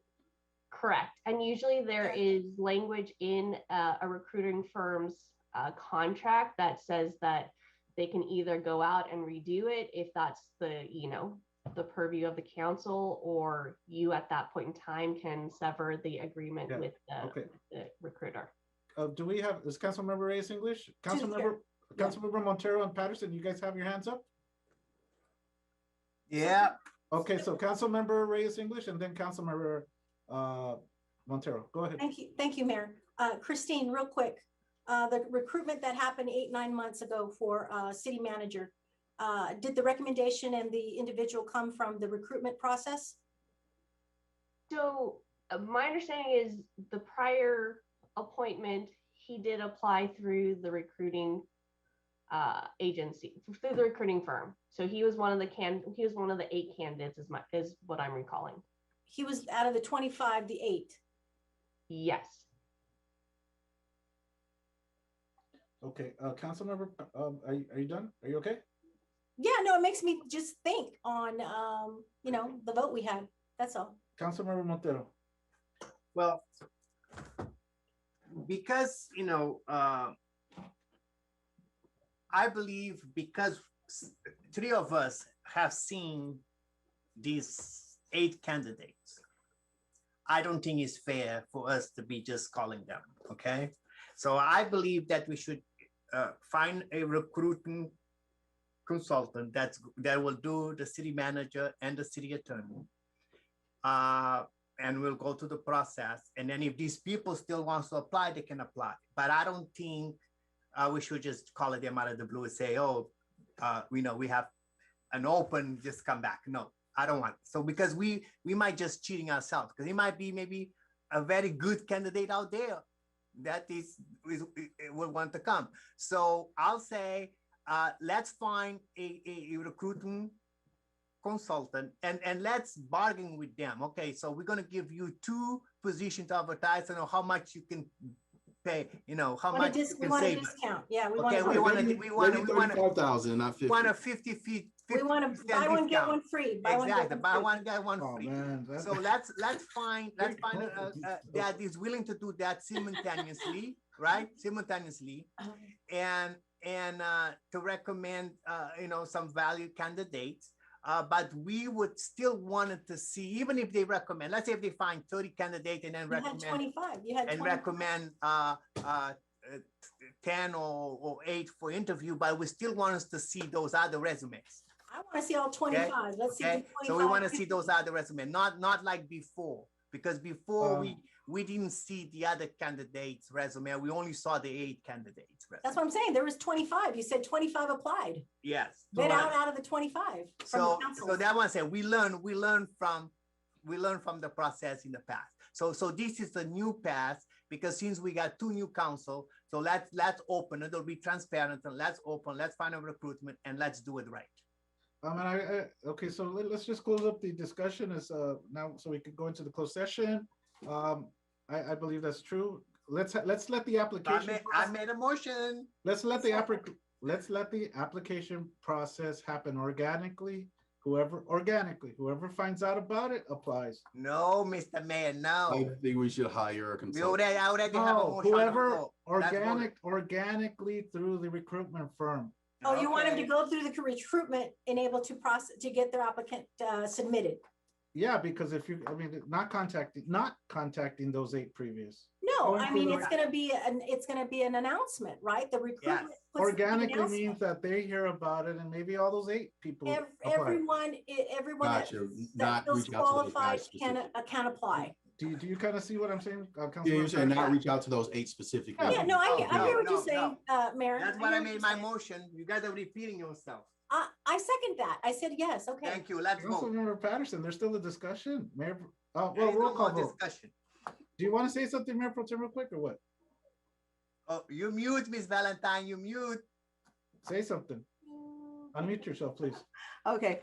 I wanted to say that in listening to all the discussion and also in listening to what Christine had to say, it appears to me that the best way to go would be to hire a recruiter in the initial phase, simply because otherwise you're going to get a lot of people applying that will not meet our qualifications.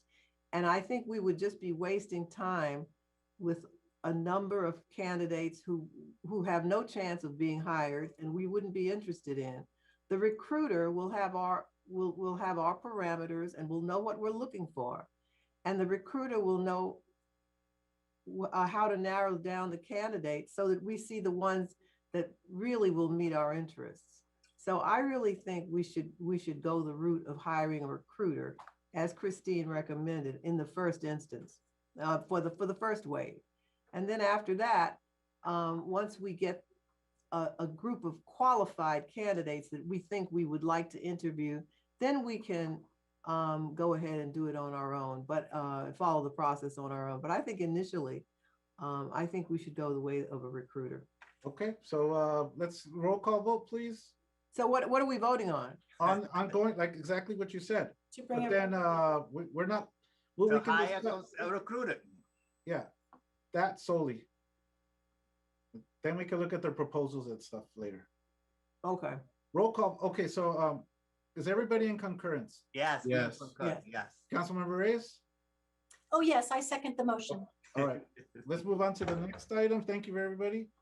Item number 39. Sorry, through the mayor. What happened? just to clarify, so getting proposals, and does the council want to review the proposals for the recruiting firms? Yes. Well, yeah, that's the natural process. If you put them on the agendas for us to review. And can we, Christine, public. can we look Like at, this. Christine, can we look at not the same firm? Yes. In additional firms, right? Is what you're saying? Yes. So the last time I think I reached out to 5 and only 3 people responded to the request. Yep. What if we don't get anybody that responds? That's a And bad sign. then we'll do it in-house. That's a bad sign. So Christine, just remember, you're gonna goddamn 2-for-1 price. Well, you get what you pay for sometimes, if that's the case. Save that That's at a the fact. Save it until the end. And Christine, can we also start as soon as next week, possibly searching that firm? Yes, so I'll look for my I'll look for kind of what I sent out to the firms when I first sent out for requests for proposals, and get that going. Okay, thank you. All right. All right, council members, just a reminder, if you put your hand up, take it down so that I don't get confused. I want to make sure I use the hand that you raise, Council Mayor Pro Tem. Okay. And everybody else, just make sure you just bring it up when you want to speak so I can keep track of who's asking to speak, okay? And then I could choose the correct order. Okay, City Treasurer Greg Fallon, oral report, elected officials report.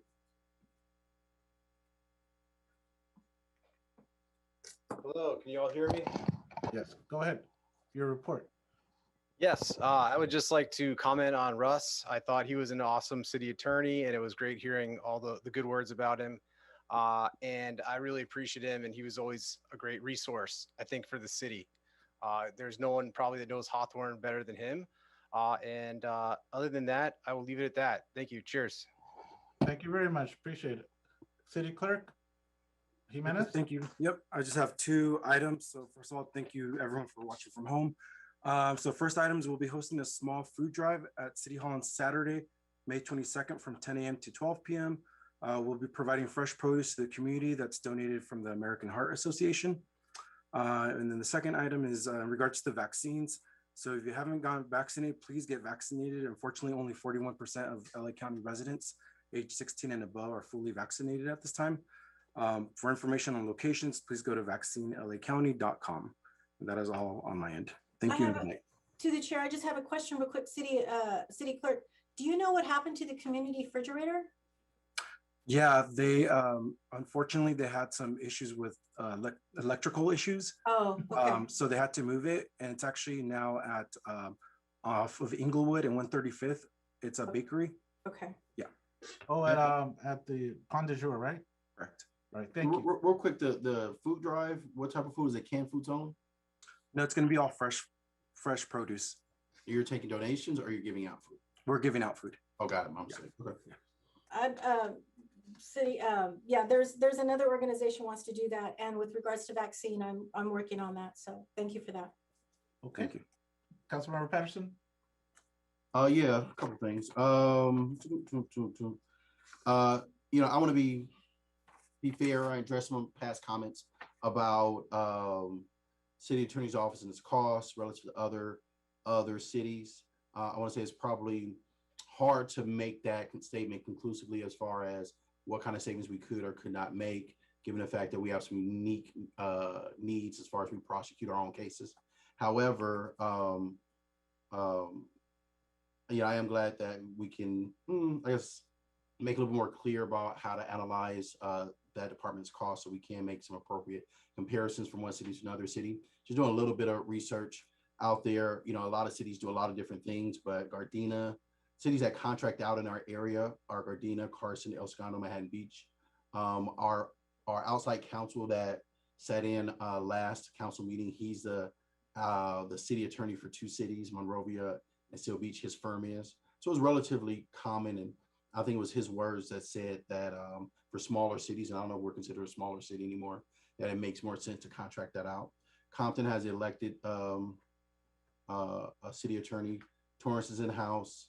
Inglewood is in-house. Carson, where I work at, is contract as well. But I just want to be fair on that statement. I would like to just inquire about the city treasurer's quarterly investment report. I'm not sure if it's time for that, but I just want to make sure that we're getting that report on a quarterly basis. Let me see. The interim city attorney, we have in his contract, item number 3, that says Mr. Kim agrees to remain an exclusive employee of the city during his term and agreement.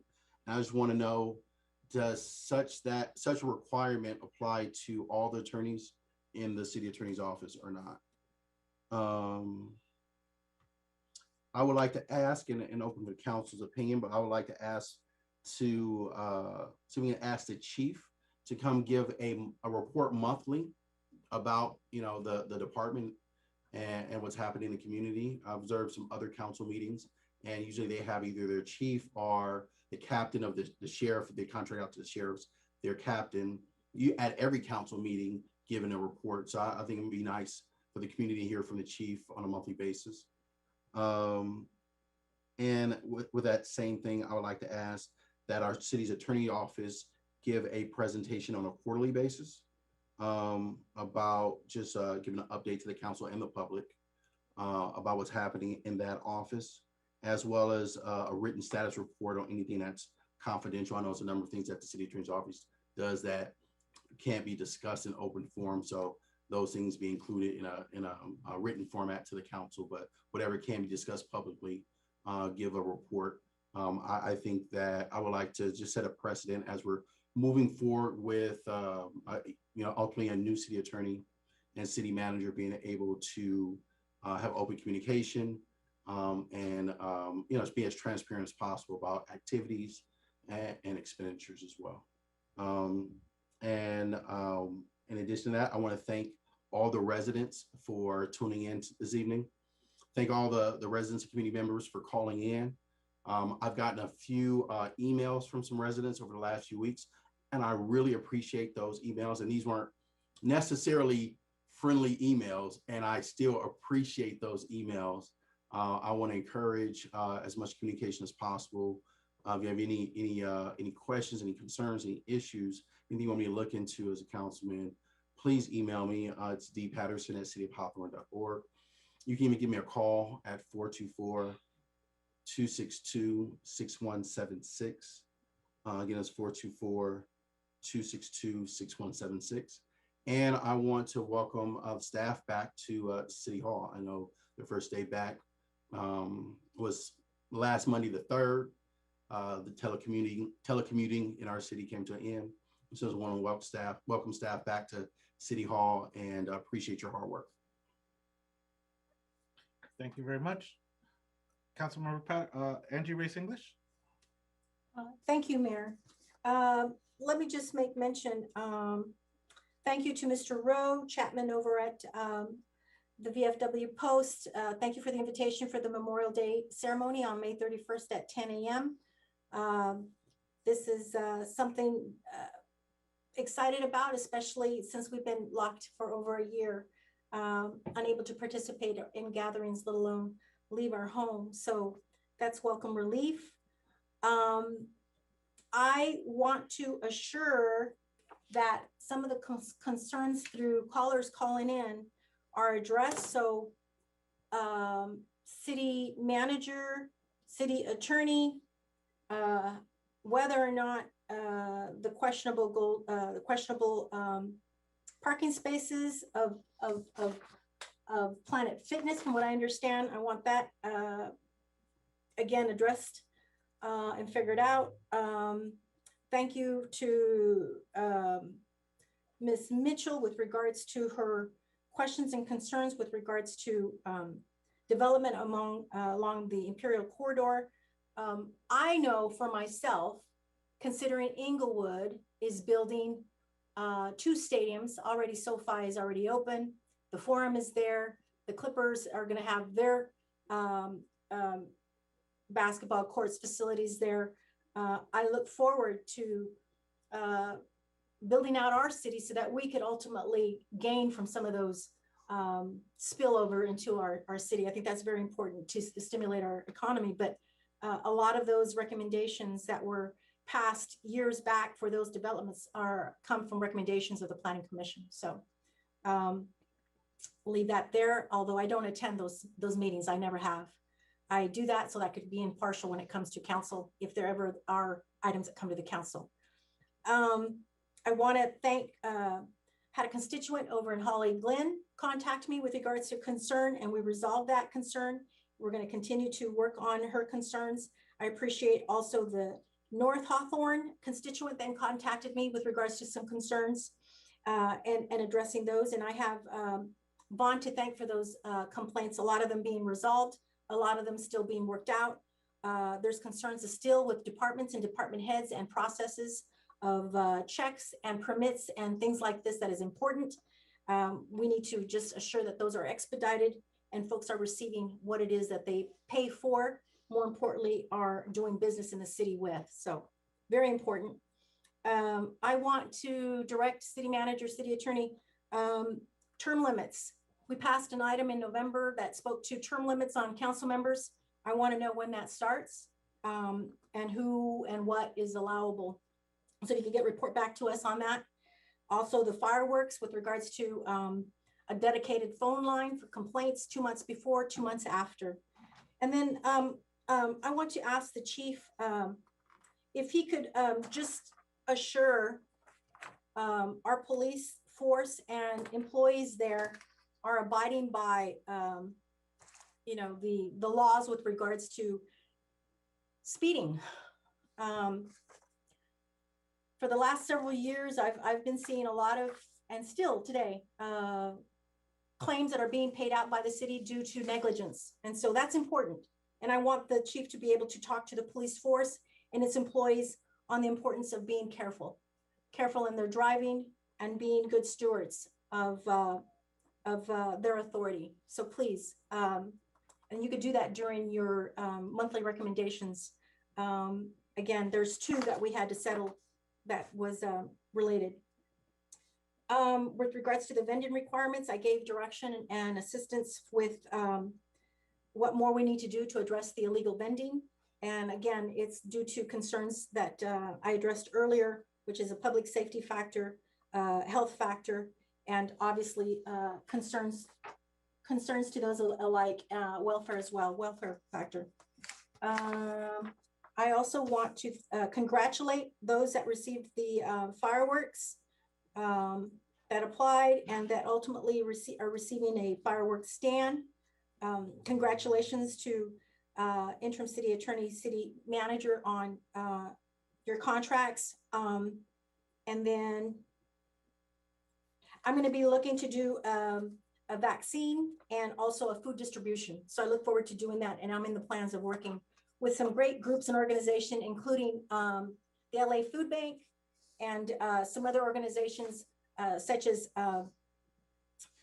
grocery stores that are donating a lot of the goods. So look forward to doing that. Thank you, Mayor. Okay, thank you very much. Councilman Monteiro. Thank you, Mr. Mayor. Again, I want to thank you, the public, for calling in for their concerns. And like my colleagues have said, we do read those emails. So we thank you for all the comments. And like I stated, I'm a person that will listen, and that's why I didn't apply for fireworks. So I listen to the constituent. I want to thank the staff, for being here and also to present the code enforcement update. So it's very important to keep us informed. Again, congratulated to Mr. Ron Norris and Robert Kim for the interim contract, and we look forward for a good relationship in this time. I want also to say thank you to the attorney's office for giving us all the document, the legal confidence on several topics,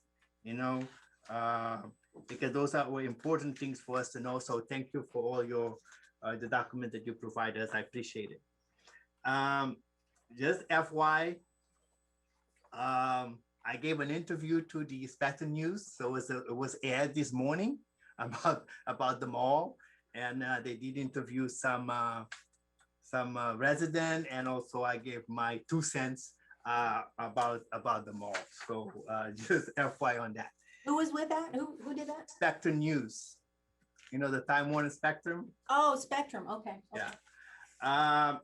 The other thing, just for our residents to be aware, I told you guys, like, for example, the sanitation district that take caring about our sewage, and so there will be no increase on the sewage fee on your property bill, but the Clean Power Alliance, because of the Edison and because what happened in Texas, you know, the electricity, especially the renewable energy, have gone up tremendously. So you're going to see an increase on your bill. If you have the Clean Power Alliance bill, you're going to see an increase between 2 to 6% increase. The residents that have the CAP program that have discounts, so they only were going to see maybe about 1.8% increase. But you're going to see an increase on your bill after July 1st. I want to thank actually Dr. Paul Jimenez and the Weisborn Education Foundation to invite me to the Rock Around the Block. May 1st, we did a drive-through around the Weisborn School District area and through some part of City of Hawthorne, and even our Congresswoman Maxine Waters show up over there. So it was a good event. We got the fire department, and I want to thank our Hawthorne PD. They show up there to give the support, the firefighters, and even the Air Force Base commander. They were there showing their support. So I appreciate that. And Mr. Mayor, next meeting, I'm going to be out of town. I'm going to try to log in via Zoom, but I don't know how the Wi-Fi or the connection will be, okay? But if I'm not able to log in, I would like to be excused on our next meeting. Thank you. Okay, and I would ask Vaughn if we can start planning maybe for us to go back to the chamber starting in May, because, you know, the City of LA just announced. Starting in May? Oh, in June, sorry, in June. City of LA just announced that they're going to go back to do live city council in the chambers. So maybe first meeting in June, maybe we can go back to the chamber. So since we're talking start to reopen, you know, so maybe we can limit it, you know, people to come in, because, you know, you can have 25% or 50% of capacity, right? So, and then we can still do Zoom if people would like to see it on Zoom. So maybe something for us to start thinking about that. So again, thank you. Good meeting, and I'll see you guys soon. Thank you so much. No go backs. Oh, Councilmember Reyes English, you know how, oh my God. Okay, go ahead. It's important because of course. Go ahead. The city manager and the city attorney needs to bring to the council an agendized items regarding solar panels. I want you to work with the California Solar and Storage Association to bring a policy that speaks to solar panels for residents here in Hawthorne. I want to know what that costs. I want to assure the customers of solar panels are not being overcharged. So please bring us an item to the agenda and tell us what that looks like for residents that are applying for permits to install solar panels on their homes. Thank you. Thank you, Council Member. Okay, Mayor Pro Tem. Thank you, Mayor. The Restaurant Revitalization Fund has been established by the SBA. It provides emergency assistance for eligible restaurants, bars, and other qualifying businesses impacted by COVID-19. The Restaurant Revitalization Fund provides funding to help restaurants and other eligible businesses keep their doors open. The funding will be equal to their pandemic-related revenue loss up to $10 million per business and no more than $5 million per physical location. Recipients are not required to pay the funding as long as funds are used for eligible uses no later than March 11th, 2023. Now, these are grants, they're not loans. For those of you, because I've been told by restaurant owners, I don't need a loan, I need a grant. Well, this is a grant. And so I'm urging our Hawthorne people to apply for these. If you For more details and the application form, go to sba.gov/restaurants. And I'm asking Vaughn to put this on our website so that it will be accessible to our businesses. But I urge the businesses to apply. You can't get the money if you don't apply. So please apply for these. This is great. This is a great opportunity for you to get funding. I want to thank Anthony Ruff for coming and announcing the Memorial Day ceremony. I'm very pleased to be able to, I will accept it tonight, but I will also make a formal acceptance over by email. But I never miss it. Memorial is a very special ceremony. It's always very, very well attended. I hope it'll be well attended this year. It'll be in person. It'll be nice to see everybody out and on a special occasion to give recognition to those who passed away in service to our country. So I'm looking forward to that on May 31st. I want to thank all of those who came out tonight to express their positions. Again, whether you agree with what we do or whether you don't agree, we service you as the citizens, and I always appreciate your participation. As a matter of fact, I miss it when I don't hear from you. So please feel free to email us and come and express your positions by oral communications or by email. And we really do look forward to getting feedback from you, so we'll know what direction you want us to take the city. And basically, that's all I have. Thank you. Okay, thank you. All right, so thank you, council member colleagues. Great meeting. We had a spirited debate. Everything turned out well. We came up to some good conclusions here. And so, like we say, we're pretty much like aligned 99% of the time.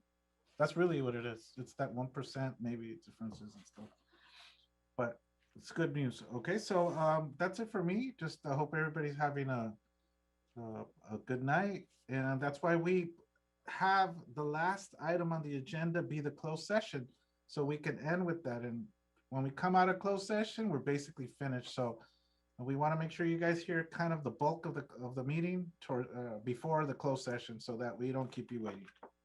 All right. Thank you, guys. Mayor, to the chair, real quick, I just wanted to, unfortunately, I didn't have an opportunity, but wish your mom a happy Mother's Day. I have great respect for your mother, a woman of faith, and I run into her every now and then. It's just good to see her.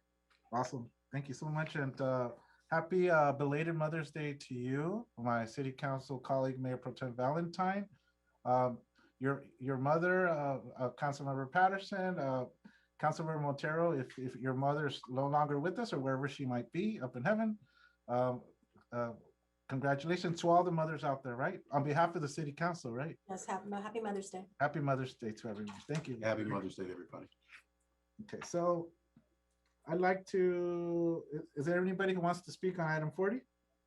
We did not receive any comments for item 40. Okay, so this is the only closed session.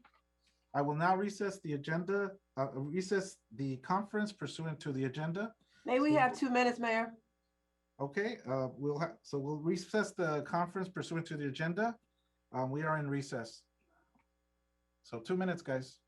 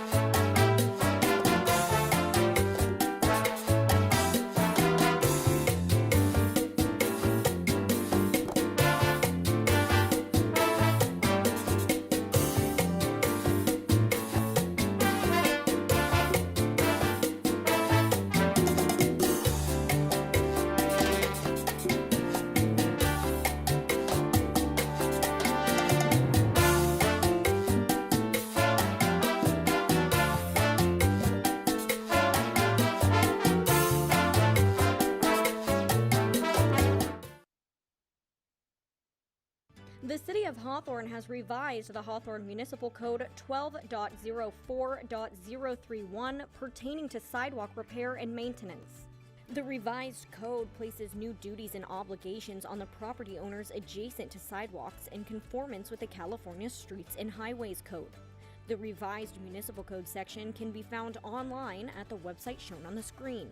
A copy of section 12.04.031 is also available from the city clerk's office. Property owners are encouraged to consult their own legal counsel or insurance companies if they have questions about the legal impact of the new code section.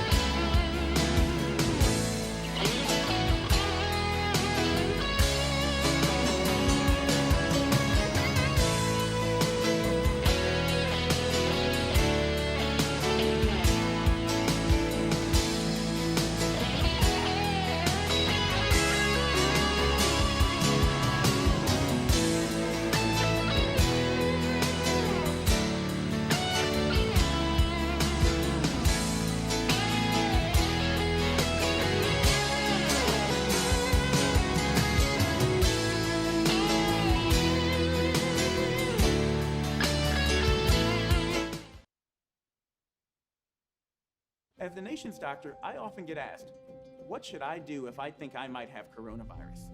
People who are sick should stay home. You don't go to an emergency room, you don't go to a clinic. You get on the phone and you ask for advice and instructions from your physician. We don't want you to go into the ER or the doctor's office without talking to them first because you might spread coronavirus to someone else. Please visit coronavirus.gov for more information.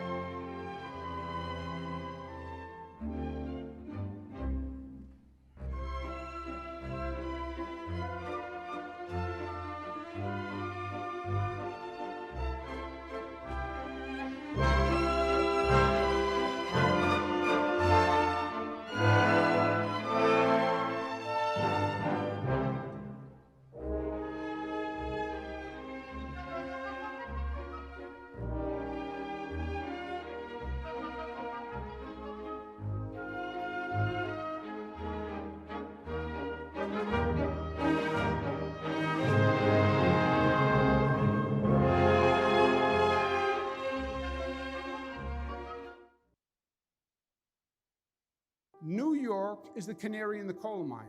What happens to New York is going to wind up happening in your city and in your community. We are going to fight every way we can to save every life that we can. We are all first responders. Your actions can either save or endanger a life. Job one has to be save lives. That has to be the priority. We have to stay home. Not just to protect yourself, but to protect others. Stay at least 6 feet away from other people. 2, arm's length. Just because you're at home doesn't mean that we can't be alone together. Together.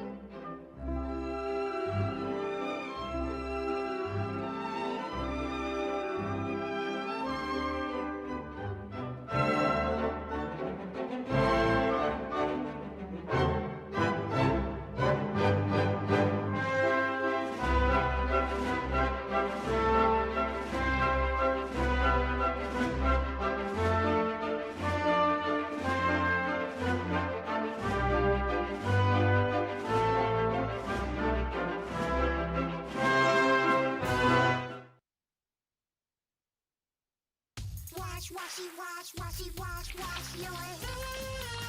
Scrub them while you sing this song. Wash, washy, wash. Rub your hands and fingers and the places in between. Using soap and water makes your hands so clean. Wash your hands. Great job, you're almost done. 5, 4, 3, 2, 1, now dry. Wash your hands for 20 seconds, just like Elmo.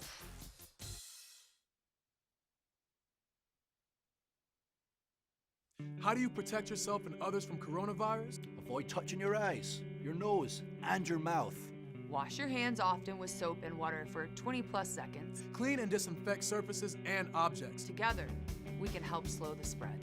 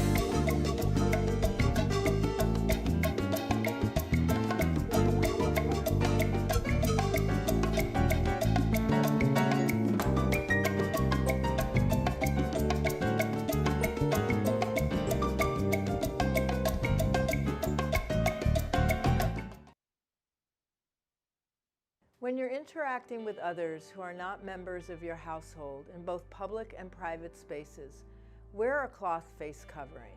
Before you put it on, wash your hands or sanitize them. Before you take it off, make sure your hands are clean. And after you take it off, wash your hands again. Wash your cloth face coverings often. Wear a clean one every single day. Learn more at publichealth.lacounty.gov.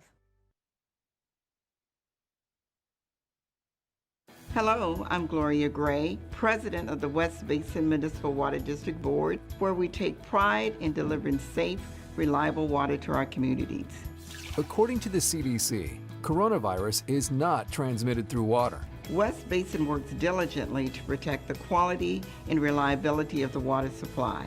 On behalf of the West Basin Board of Directors, we hope you and your family are staying safe and healthy. For more information, visit westbasin.org.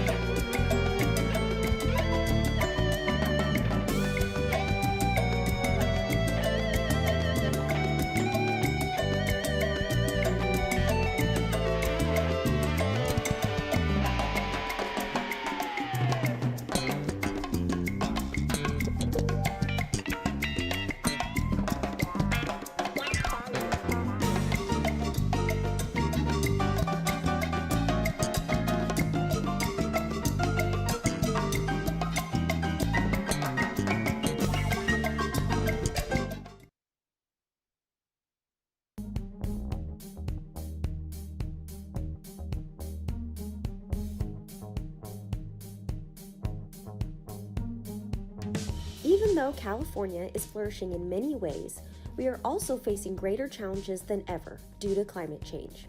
Cyclical droughts, intense fire seasons, and pollution endangers human health and the environment.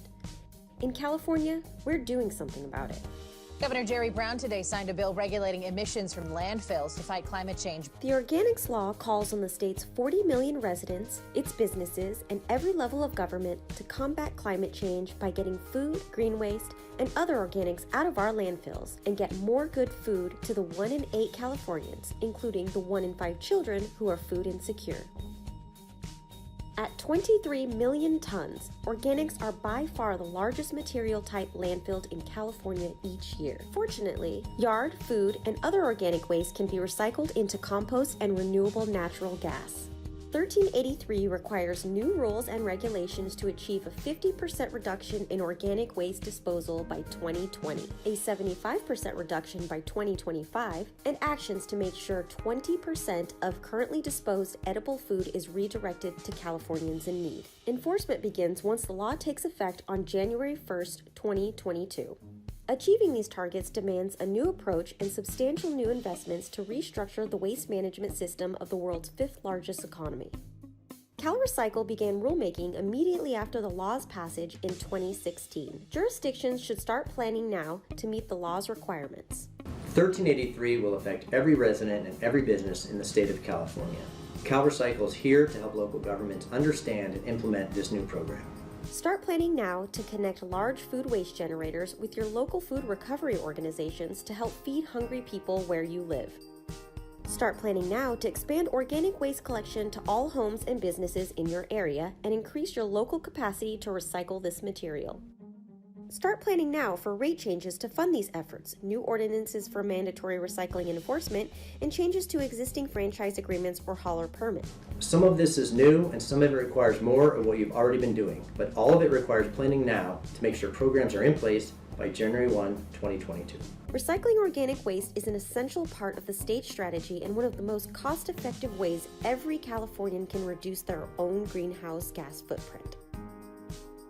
Together, California will create a more sustainable future, combat climate change, feed more Californians, and improve the health of our people and our planet. CalRecycle is your committed partner in this effort.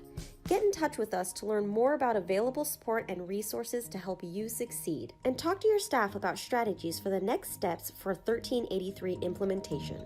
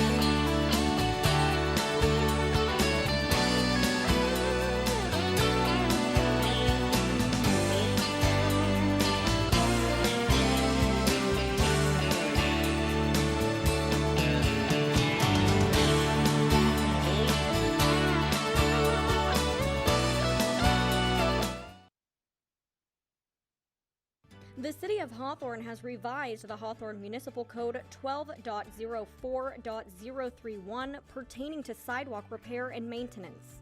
The revised code places new duties and obligations on the property owners adjacent to sidewalks in conformance with the California Streets and Highways Code. The revised municipal code section can be found online at the website shown on the screen. A copy of section 12.04.031 is also available from the city clerk's office. Property owners are encouraged to consult their own legal counsel or insurance companies if they have questions about the legal impact of the new code section.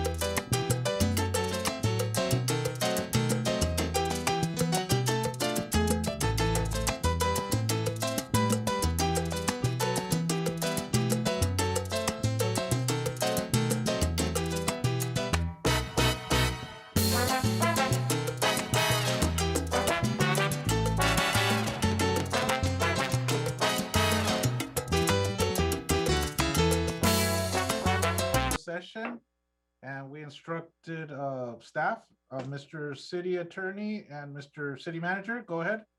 Yes, labor negotiators were instructed. Okay.